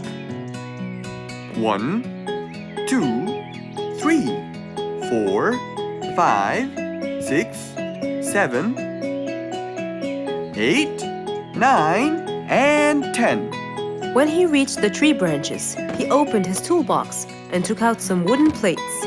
Then he started putting them together. All I need now is some nails to make sure everything would be A-OK.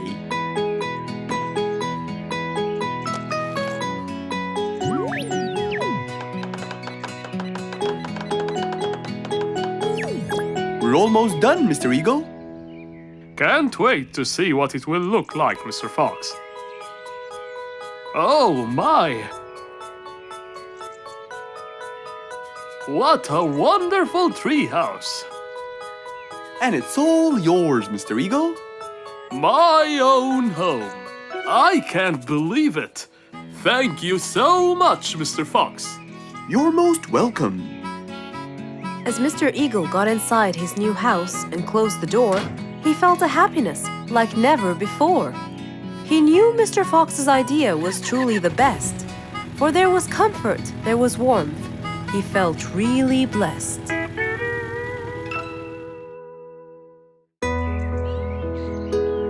It was a bright sunny day.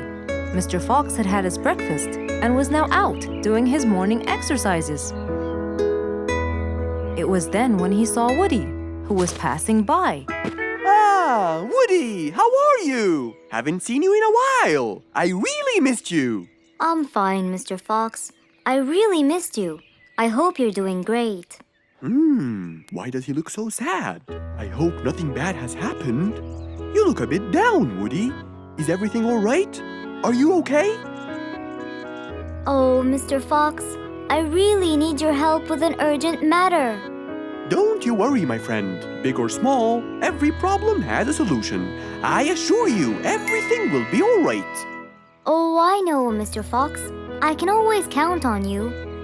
Let's go inside. I'll get you something to drink, and then we can sit down and you can tell me all about your problem.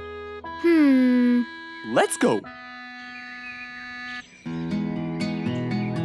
Woody followed Mr. Fox to his house. There, Mr. Fox prepared something special for Woody to help make him feel better.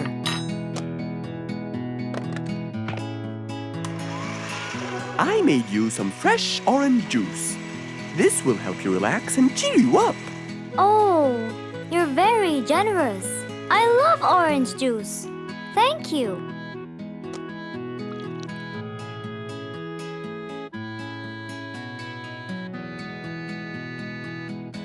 Mr. Fox, I'm really sorry to bother you over and over again, but I had no choice. Oh, no worries, my friend. You know, Mr. Fox, I'm the Jungle Carpenter.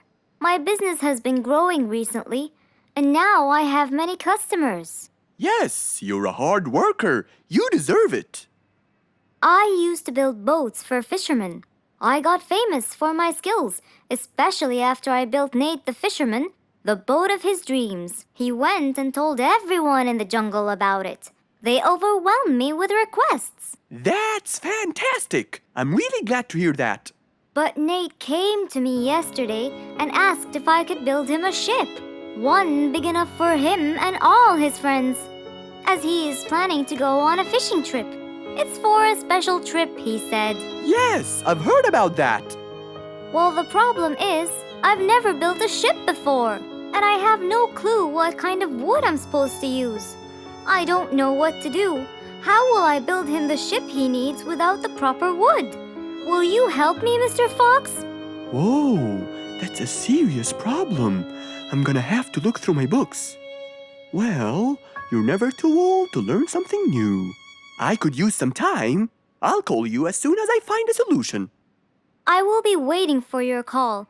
I know you'll be able to help me, Mr. Fox. After Woody left, Mr. Fox started his researches on shipbuilding.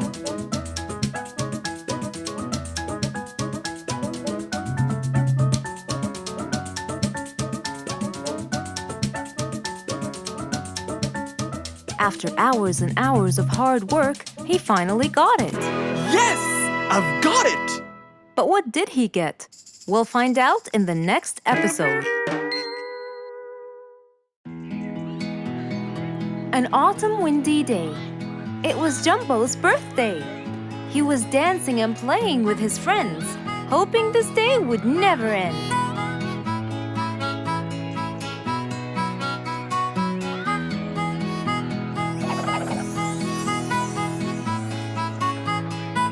Everyone ran to hide all the same, but Jumbo slipped and fell. And that was the end of the game. All the animals heard the fall, but Mommy Jumbo ran before them all. Jumbo!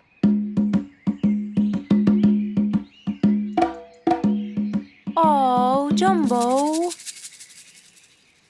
Combo, you have to take him to Mr. Fox immediately. So, without further delay, off to Mr. Fox's house they hurried away.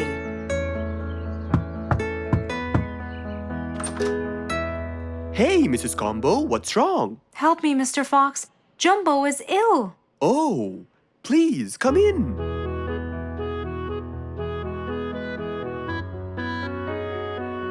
You look cold, Jumbo. I'll get you something hot to drink. Thank you, Mr. Fox.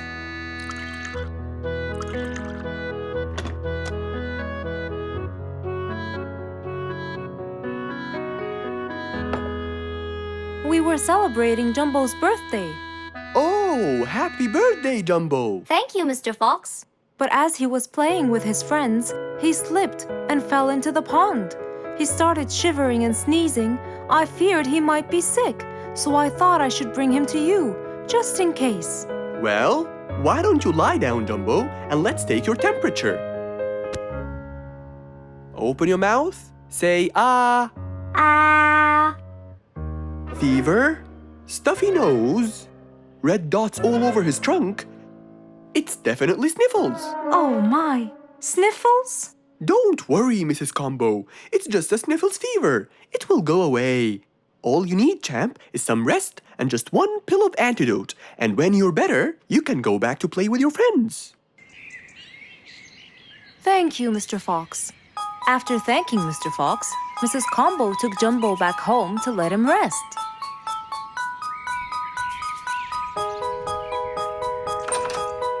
All right, Jumbo. Now all you need to do is follow Mr. Fox's advice and keep Mr. Thermometer under my tongue? To find out if I'm all better so I can go outside and play with my friends? But first, you gotta Keep my thermometer in my mouth? Right, son. You can count on me. Now, you'll stay put and oh, sorry. Call me when it beeps.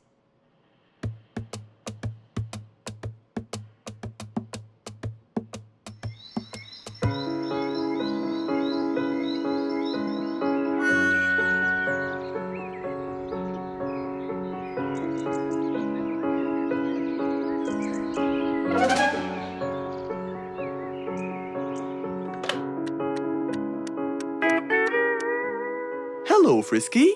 How are you? Hi, Mr. Fox. Roo and I were playing and I'm about to win. Listen, Frisky. I'm going to visit Jumbo now and check on him. I'm sure he'd be really happy if you and Roo come with me. What do you think? Great idea, Mr. Fox. I want to check on him too. We'll meet you there.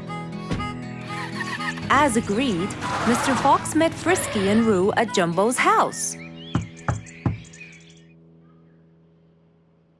I'm coming.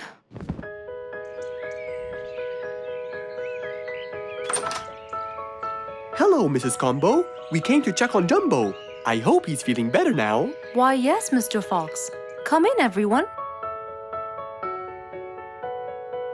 Hey, Jumbo! I came to check on you.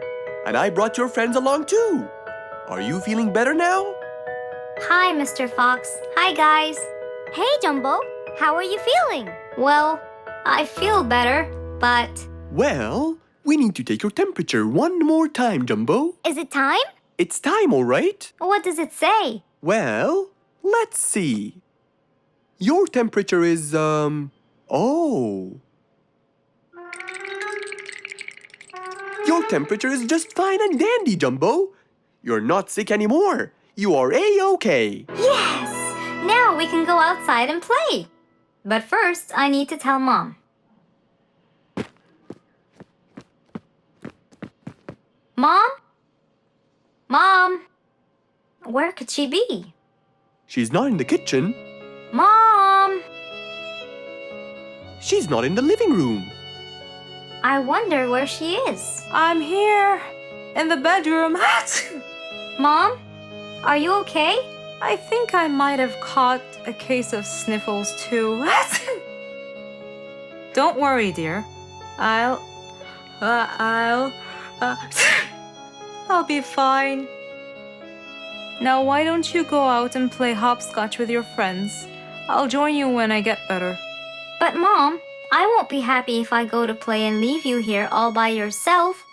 I'll be only thinking of you. So, what do you think you should do, little Jumbo? I have to sit here and take care of you, Mommy.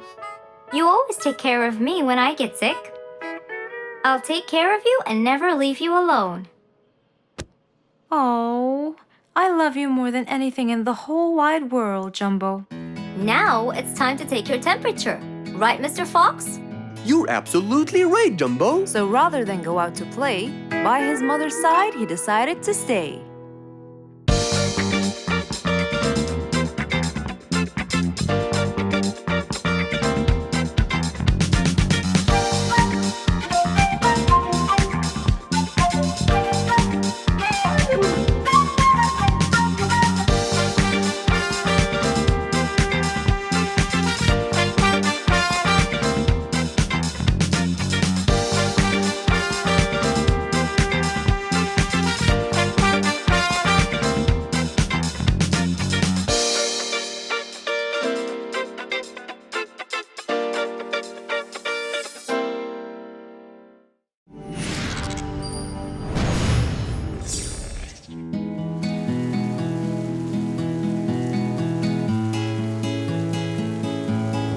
One stormy winter night, when most of the animals stayed warm in their beds and turned off the lights.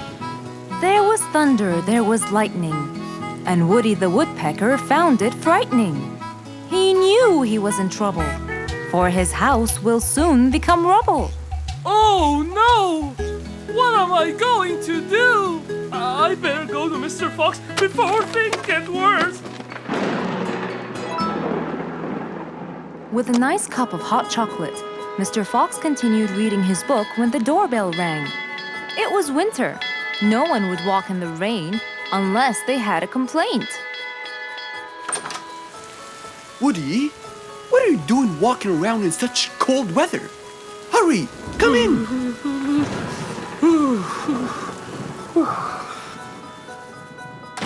Mr. Fox, I know it's cold, and I'm sure my problems will make you feel bored, but I need your help. Of course. Don't worry. Have a seat, Woody, and I'll get you a hot drink. It must have been terrible to go out in that storm. Okay, thank you, Mr. Fox. So, what exactly is your problem? My roof, it gets ruined by the rain. Oh. I keep fixing it every now and then, but now, every winter is a nightmare. Here you go, Woody. Thank you, Mr. Fox. So tell me, what happened to your roof? The rain makes it damp. Sometimes I fear it gets too damp. It might fall. Oh. You're right. That's a serious problem. Well, will you help me? Mr. Fox knew he couldn't stop the rain, but he couldn't let Woody's efforts be in vain. There had to be another way. I have an idea. we need to guide the water off your roof. But how can we do that? Well, we need to visit the jungle shop. But first, we'll wait for the storm to pass.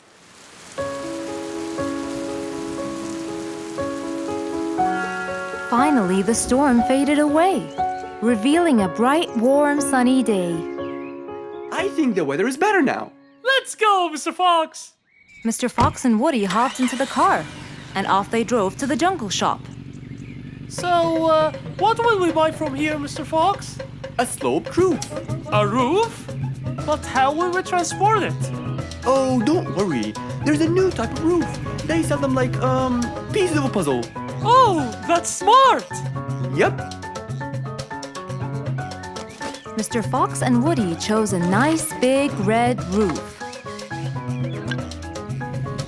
Then, off they went to Woody's house. Mr. Fox got a ladder and climbed up. He started to fix the roof from the top. Now, all we need is to put the pieces together.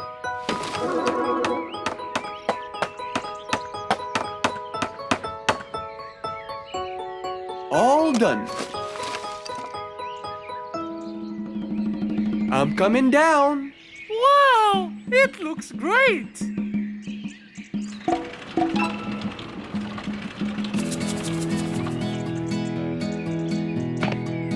That way, all the water will slide down and the rain won't bother you again. So, does that mean no more rainwater will enter my house, Mr. Fox? Of course not. I guarantee it. Oh, I'm so happy! Thank you so much, Mr. Fox. Oh, it was nothing. We all like living in a dry, warm place in the winter.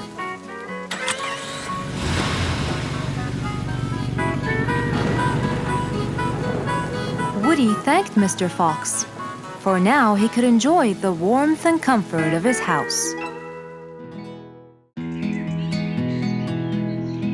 It was a beautiful morning. The sun was shining brightly over the jungle, and seeing how nice the weather was, Mr. Fox decided to go for a walk.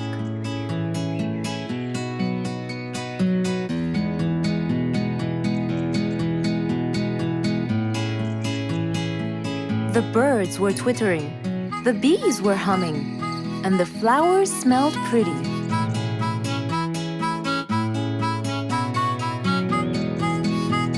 As Mr. Fox was passing by Bingo's house, he saw him doing something really strange.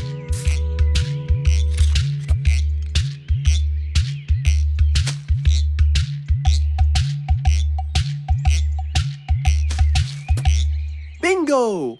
What are you doing? I'm storing my favorite fruits to eat during the winter. But you can't just bury them. They'll soon rot. But what can I do, Mr. Fox? They only grow in the summer, and I love to eat them so much. Mr. Fox thought about it for a while. What could he do to help Bingo?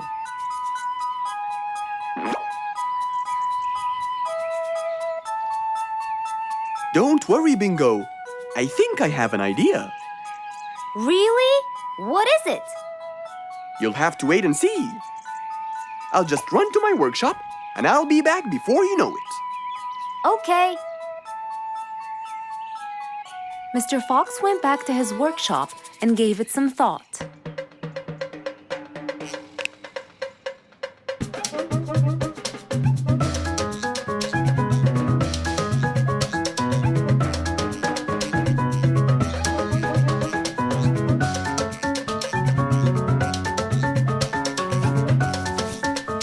After calculating all the details, he started to gather the things that he needed.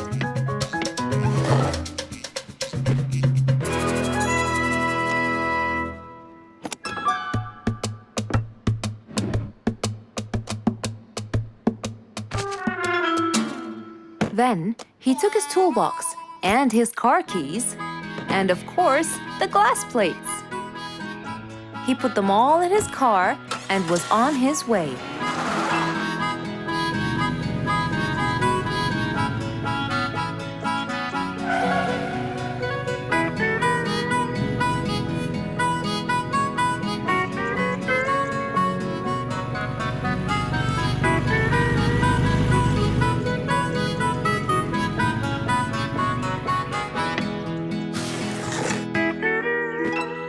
What's all this for?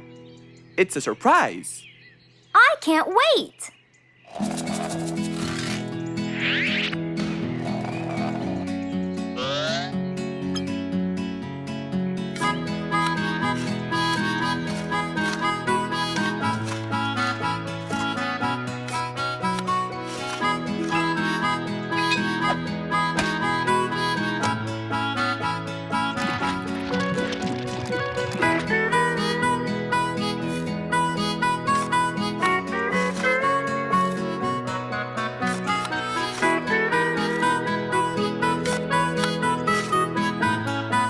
Mr. Fox was almost done, and Bingo was watching him, looking slightly puzzled.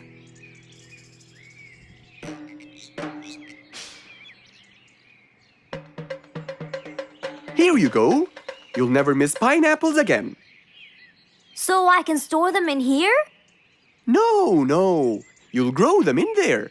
This is called a greenhouse. But it's not green, it's transparent. No. It's called green because we can grow green plants and fruits inside it whenever we want. Oh, so now I can have pineapples whenever I want? Yup. Anytime you want. Awesome! Thank you, Mr. Fox. Glad I could help. Here, this is for you, Mr. Fox. It's the best one I've got. Oh, that's very nice of you, Bingo. I love pineapples. Now you and I can eat them anytime we want. After helping out his friend, Mr. Fox went back to enjoy the rest of his day.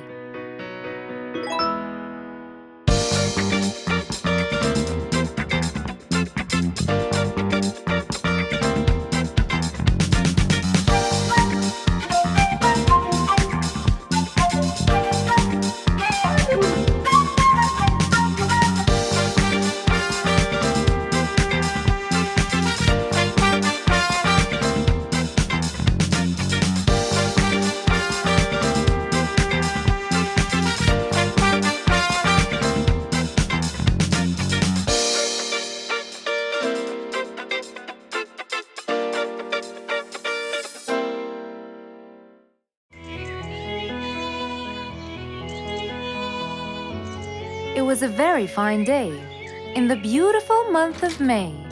Mr. Fox decided to go for a walk. So, without further delay, he was on his way.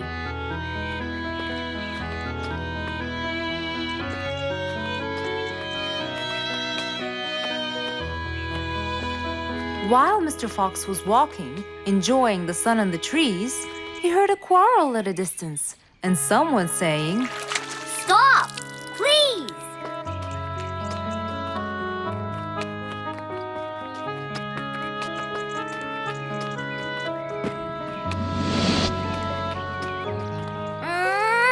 What? Can't a monkey enjoy a spring nap in peace? Nap somewhere else. I don't care. Excuse me? You splash somewhere else. You've got the whole ocean. That's more than enough room. What's going on here? I like it here, and I'm going to stay. You stink! Bingo? Bite me. Bubbles? I gobble you up, but I prefer a healthy diet. What's the matter with you two? I'm calm and happy. I'm just simply awesome. Mr. Fox, can you believe her? Honestly, I don't believe the fact that you two are fighting in this lovely weather. You tell him, Mr. Fox. Such a gloomy monkey. All I want to do is take a nap. Such a gloomy monkey, such a gloomy monkey. Bubbles, stop that. What's your problem, Bingo? What can I say, Mr. Fox? I just wanted to nap on my hammock. But Bubbles kept splashing water all over me. And it's so irritating. As if it wasn't on purpose, Mr. Fox. I just wanted to enjoy spring my way. Can't I enjoy the weather however I please? Of course you can. But Mr. Fox! And you too should enjoy your spring nap as well, Bingo. Finally! That's right. Go enjoy your spring sleepiness some other place. Say what now? You know what? I've got the perfect solution to your problem. Really? Yes, and it's very simple. What is it, Mr. Fox? Wait here for a second. Don't splash water for a short while, okay? Fine.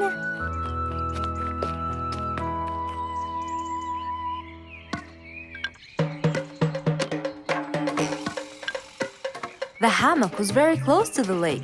That's why Bingo got water all over him every time Bubbles splashed. But Mr. Fox wasn't gonna let them fight.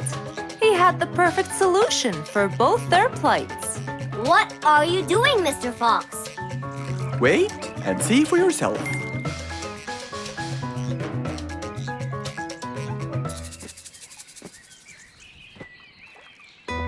Let's see. First, we'll untie the hammock.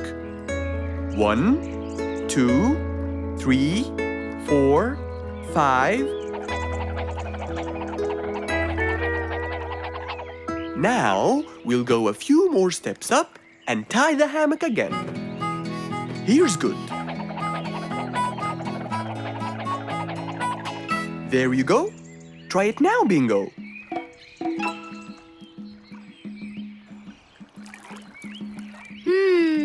Very comfortable, Mr. Fox. I love it. And the air up here makes me sleepier. Bubbles, give me your biggest splash. Whoa! Ha ha ha ha ha. Whoops. Sorry, Mr. Fox. Don't worry about it. I feel fresh. Mr. Fox's work was done. First there was trouble, now there was none. For there was indeed no better deed than rushing to help a friend in need.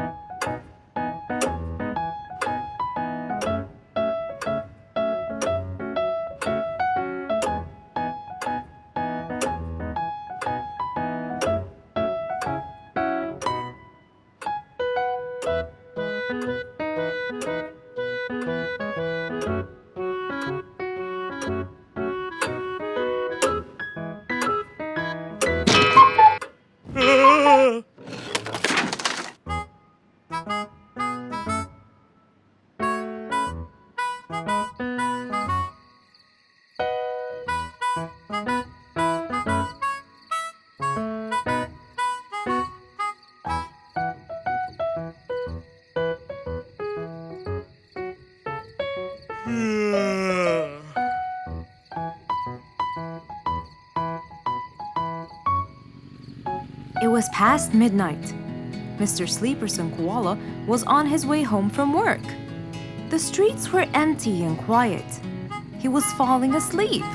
He tried really hard to keep his eyes open, when suddenly the car stopped for no reason. And Mr. Sleeperson didn't wake up, as if it was the hibernation season.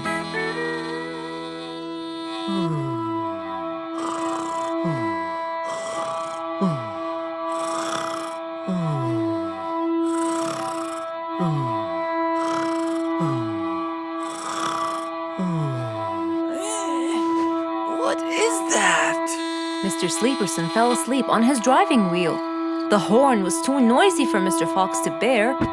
He tried to block the sound out, but it was no use. He pulled his cap over his head, put earmuffs, but it was all in vain. He couldn't bear that horrible sound any longer. What a horrible sound!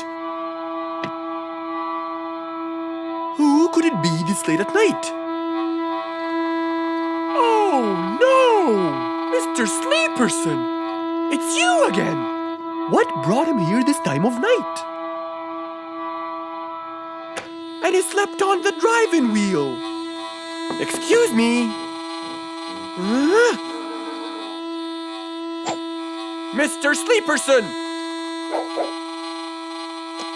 Hello? Hello?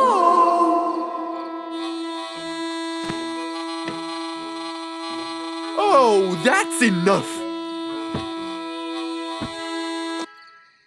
What? Where? What time is it? It's 2 in the morning. And you fell asleep on your driving wheel in front of my house. Oh, Mr. Fox. Hello. Oh my, it's 2 a.m. Oh, you noticed? So how can I help you, Mr. Fox? Help me? Help me? You're the one in front of my house. What am I doing here? I don't know. You tell me. I was fast asleep when I woke up to that horrible sound of your noisy horn. Oops. Sorry. I must have fallen asleep while I was driving again. My bad. Never mind that. Could you please drive all the way to your own house without falling asleep or bumping your head against the horn? Oh, sure, Mr. Fox. Have a good night. Good night. But as Mr. Sleeperson tried to start the car, it wouldn't start. Huh? Oh, man! Oh, Mr. Fox, wait! Help! Now what? The car won't start. Is that so? Can you check it for me, please? Of course! Mr. Fox walked back to the car and started to check it out.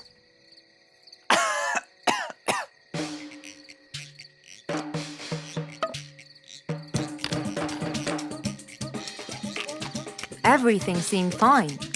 However, when he lowered the hood cover, he found Mr. Sleeperson sleeping in the back seat. He couldn't control his anger. He banged the hood cover. But Mr. Koala was still asleep. Mr. Fox decided to hop into the front seat and try to start the car himself. Huh? Mr. Sleeperson! Your car is out of fuel! Who? Where? Your car is out of fuel! No way! What will we do now? You have to fill the tank. Okay. Mr. Sleeperson! What? Wake up! I'll fill your tank for you. I have some fuel in my house. Oh, that would be great.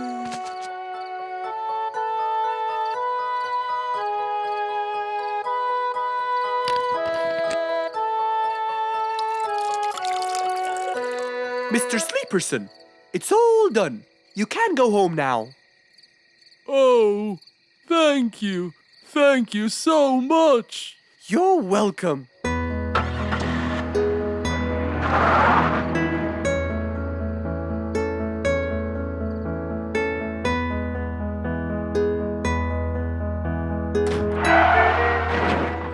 Oh, not again.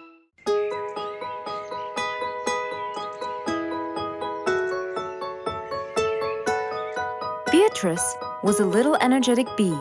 She wakes up early, eats her breakfast, and checks on her honey. Then, she goes out to collect some nectar. That smells great. I'll take some from here. Wow, that looks fresh. Here's my favorite type. And so, she went collecting all the nectar she needed, and when she was all done, she went back home. But as Beatrice came closer and closer, she could see that someone had been to the hive. Oh no! My honey! It's all gone! Who could have done this? Beatrice looked right and left, but no one was there. Sadly weeping with grief, she went to the place where she might find relief. Oh, Beatrice, how have you been? Mr. Fox! Beatrice, what happened? Someone stole my honey and destroyed my hive! Who would do such a horrible thing? I have no idea!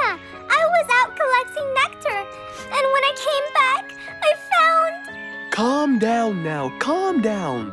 I don't know what I should do. Mr. Fox felt sorry for Beatrice. He kept thinking of a way to prevent this from happening again. Aha! I got it. You know who did this? No, but I can prevent this from happening again. Really? Really? Come with me. At once, Mr. Fox ran to his workshop. He grabbed some steel, some wooden plates, and his toolbox. He then hopped into his car with Beatrice by his side and drove away.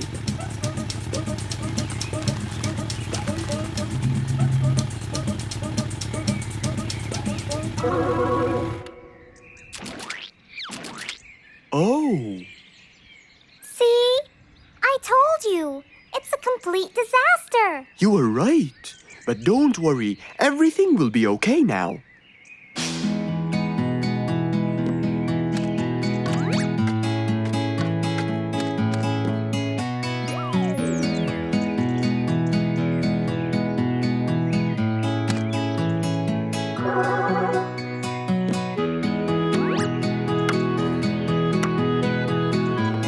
Mr. Fox started to work.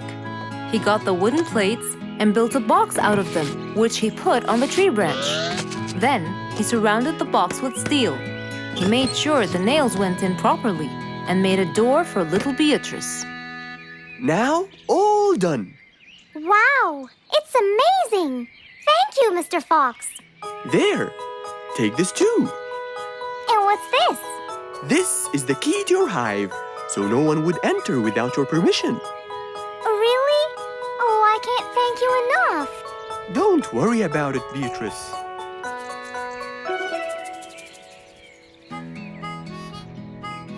Here, Mr. Fox, this is for you. What's this? It's one of my delicious honey jars. It's the best kind I've got. Oh, you didn't have to. Well, thank you, Beatrice. And as Mr. Fox drove away, he thought that this was the perfect end to the day.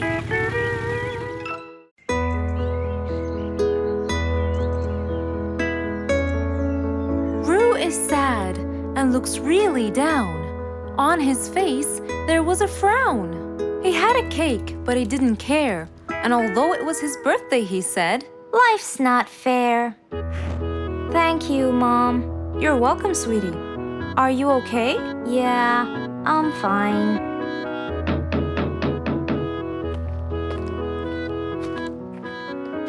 Oh, look who's here. It was Roo's best friends, Poppy and Fluffs.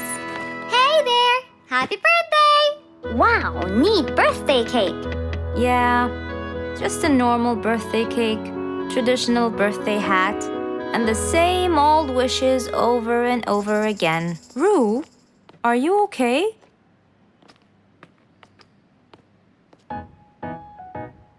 Bad timing, huh? He looks sad. I know, but the cake is still here. Oh, stop it. We have to help him feel better. It's his special day. A little bite won't hurt. Oh, sure, the cake won't hurt. But what about my fist? Fine, fine. What do you have in mind? Let's go. Where to? I know someone who can help. Mr. Fox? Duh. In an attempt to help their friend, Poppy and Fluffs went to Mr. Fox. Only he would know what to do.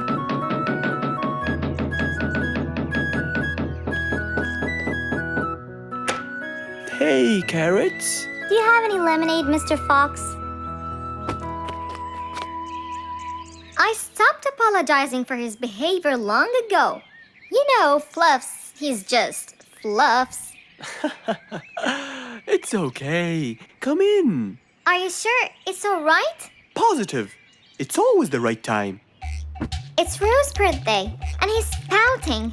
He's bored with the same birthday routine every year. So we want to make him something different this year. Can you help us? Yeah. Unbelievable. You'd think I'm quite believable if you tasted this lemonade. It's awesome. Any ideas, Mr. Fox? What do you guys say? I help you throw him an extraordinary party with a magic show. A magic show? But who's gonna perform the magic tricks? You guys will. I'll teach you. This is the best idea ever. I agree. We'll also bake him a cake. But he says cakes are boring. I can assure you, this one he will like. Sounds like the perfect plan. All right, first, let's bake the cake. It wasn't a very easy task, but all three of them worked hard to make this the best day ever.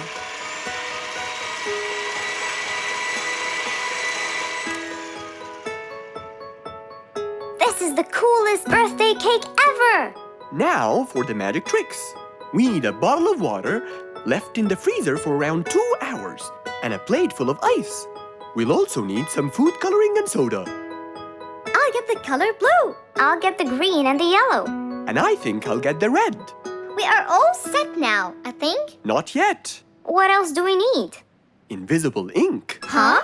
Fluffs and I will pour it over everything, including ourselves. And you, Pops, will give Roo this magic glitter. When he sprinkles it, everything will become visible. Cool. Let's go.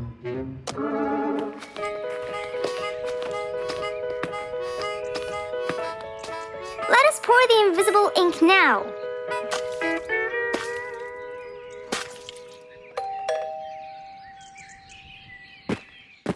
Hey, Roo! Hey, What are you doing? just sitting here, bored. Well, not for long. Yeah, right. Well, think again. Happy birthday. What's this? You have to sprinkle it around to find out. Where? First, on the table. Wow! How did you do that? It's a donut cake! Now try sprinkling all around. This is impossible! It's the coolest thing ever! It's not over yet.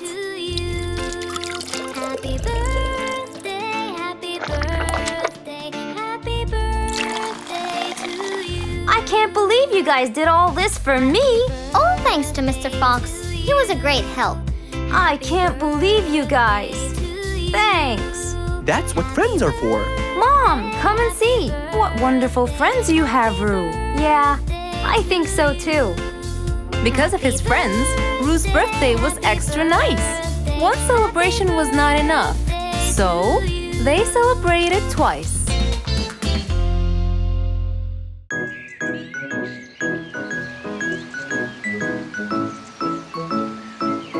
It was a beautiful Saturday morning. Since the sun was shining and the weather was nice, Mr. Fox thought it was perfect for morning exercise.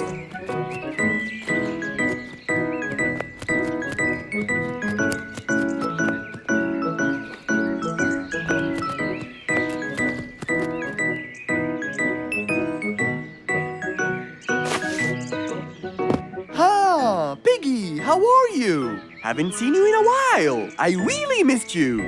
I'm fine, Mr. Fox. I really missed you too. I hope you're doing great. Why does he look so sad? I hope nothing bad has happened.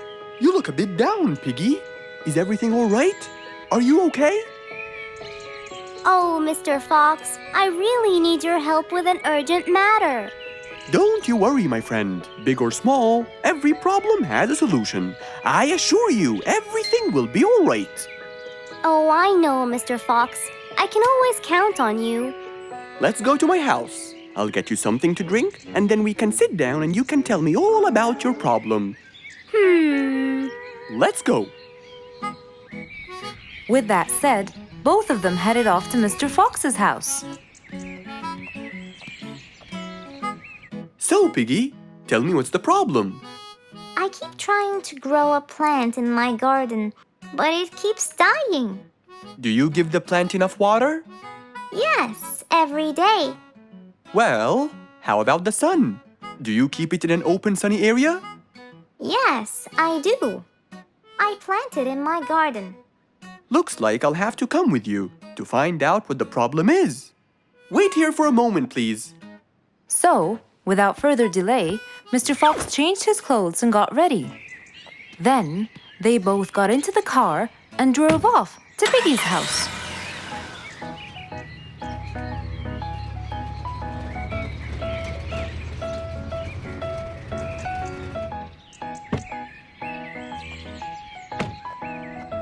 Look, Mr. Fox. These are the plants I told you about.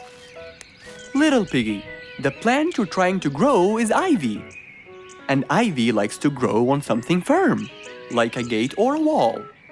That's how they grow so tall. Ivy? I thought it was just an ordinary plant. Well, you can still grow it on the garden wall. Piggy, do you have a ladder? Yes, Mr. Fox. Over there. Okay, come with me. Hand me the drill, please.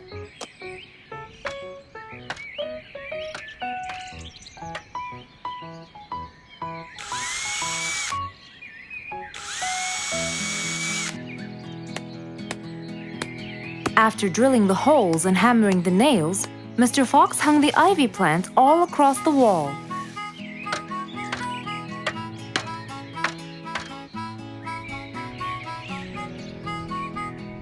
Now, when the ivy grows, it will find this wire to hold on to. I got it. Thank you, Mr. Fox. You're welcome. Take good care of it. After saving the plant and helping his friend, Mr. Fox took off. And that, my friends, was the end.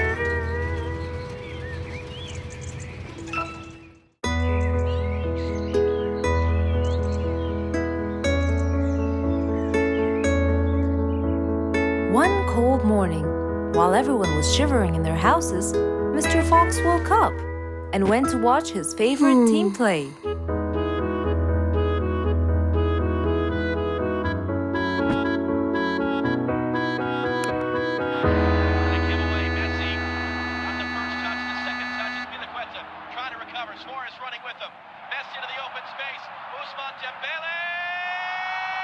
Ah! He's going to win! I wonder who could it be so early? Wait a second! I'll be right there! Good morning, Woody! How are you? It's been a long time since we last met. Oh, Mr. Fox, it has been a while. Tell me, have you finished building Nate's ship? Yes, Mr. Fox. I used teak and bamboo. Nate liked it a lot. He took it out on a trip. He and his friends had so much fun. Great! Mr. Fox, I noticed how beautiful your flowers look. You take really good care of them. Of course. And you know what? I'll tell you everything I know about flowers. Really? Thank you, Mr. Fox. Come in and have a seat while we talk. Okay. Woody followed Mr. Fox inside. Feeling a little cold, he waited patiently while Mr. Fox prepared 2 nice bowls of hot soup for them both. Here you go. Thank you.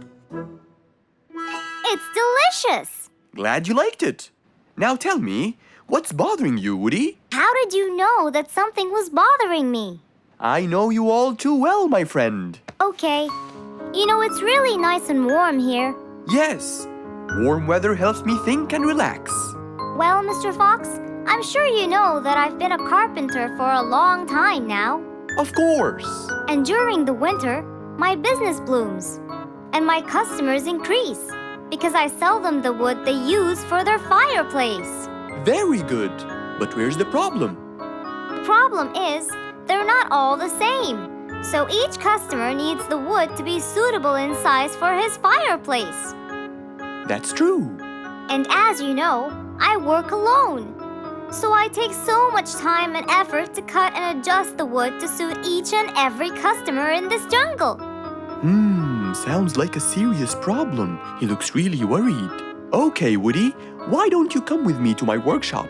It's round the back. There, we can think together and I can invent something to help you solve your problem. I really hope so, Mr. Fox. Don't worry, we will. I know. And you taught me that there's a solution to every problem. And Mr. Fox solves every problem. Ha ha ha! That's right, Woody.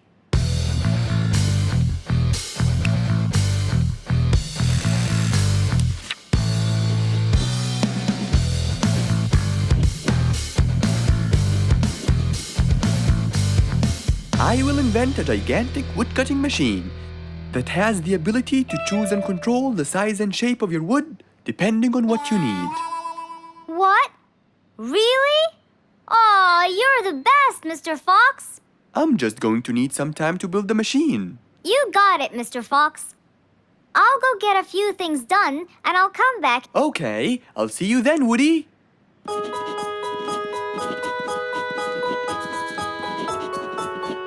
Mr. Fox started designing his cutting-edge invention. He knew that is exactly what Woody needed to help him with his carpenting business. And because he was making this device for Woody, he thought he'd add a bit of color to make it all even more special. Finally, this is it. Mr. Fox's size-adjusting wood-cutting machine.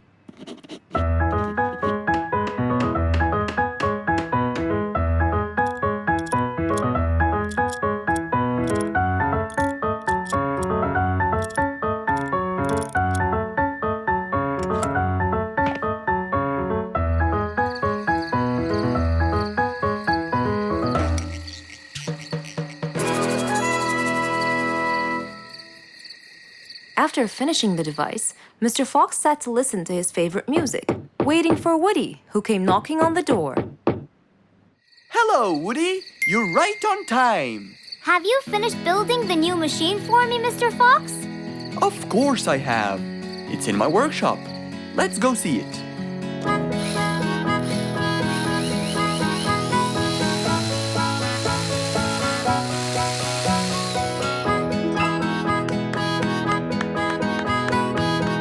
Fantastic!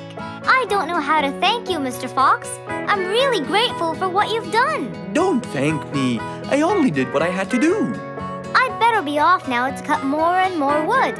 Have a wonderful evening, Mr. Fox, and thank you again. Good night, Woody. See you soon.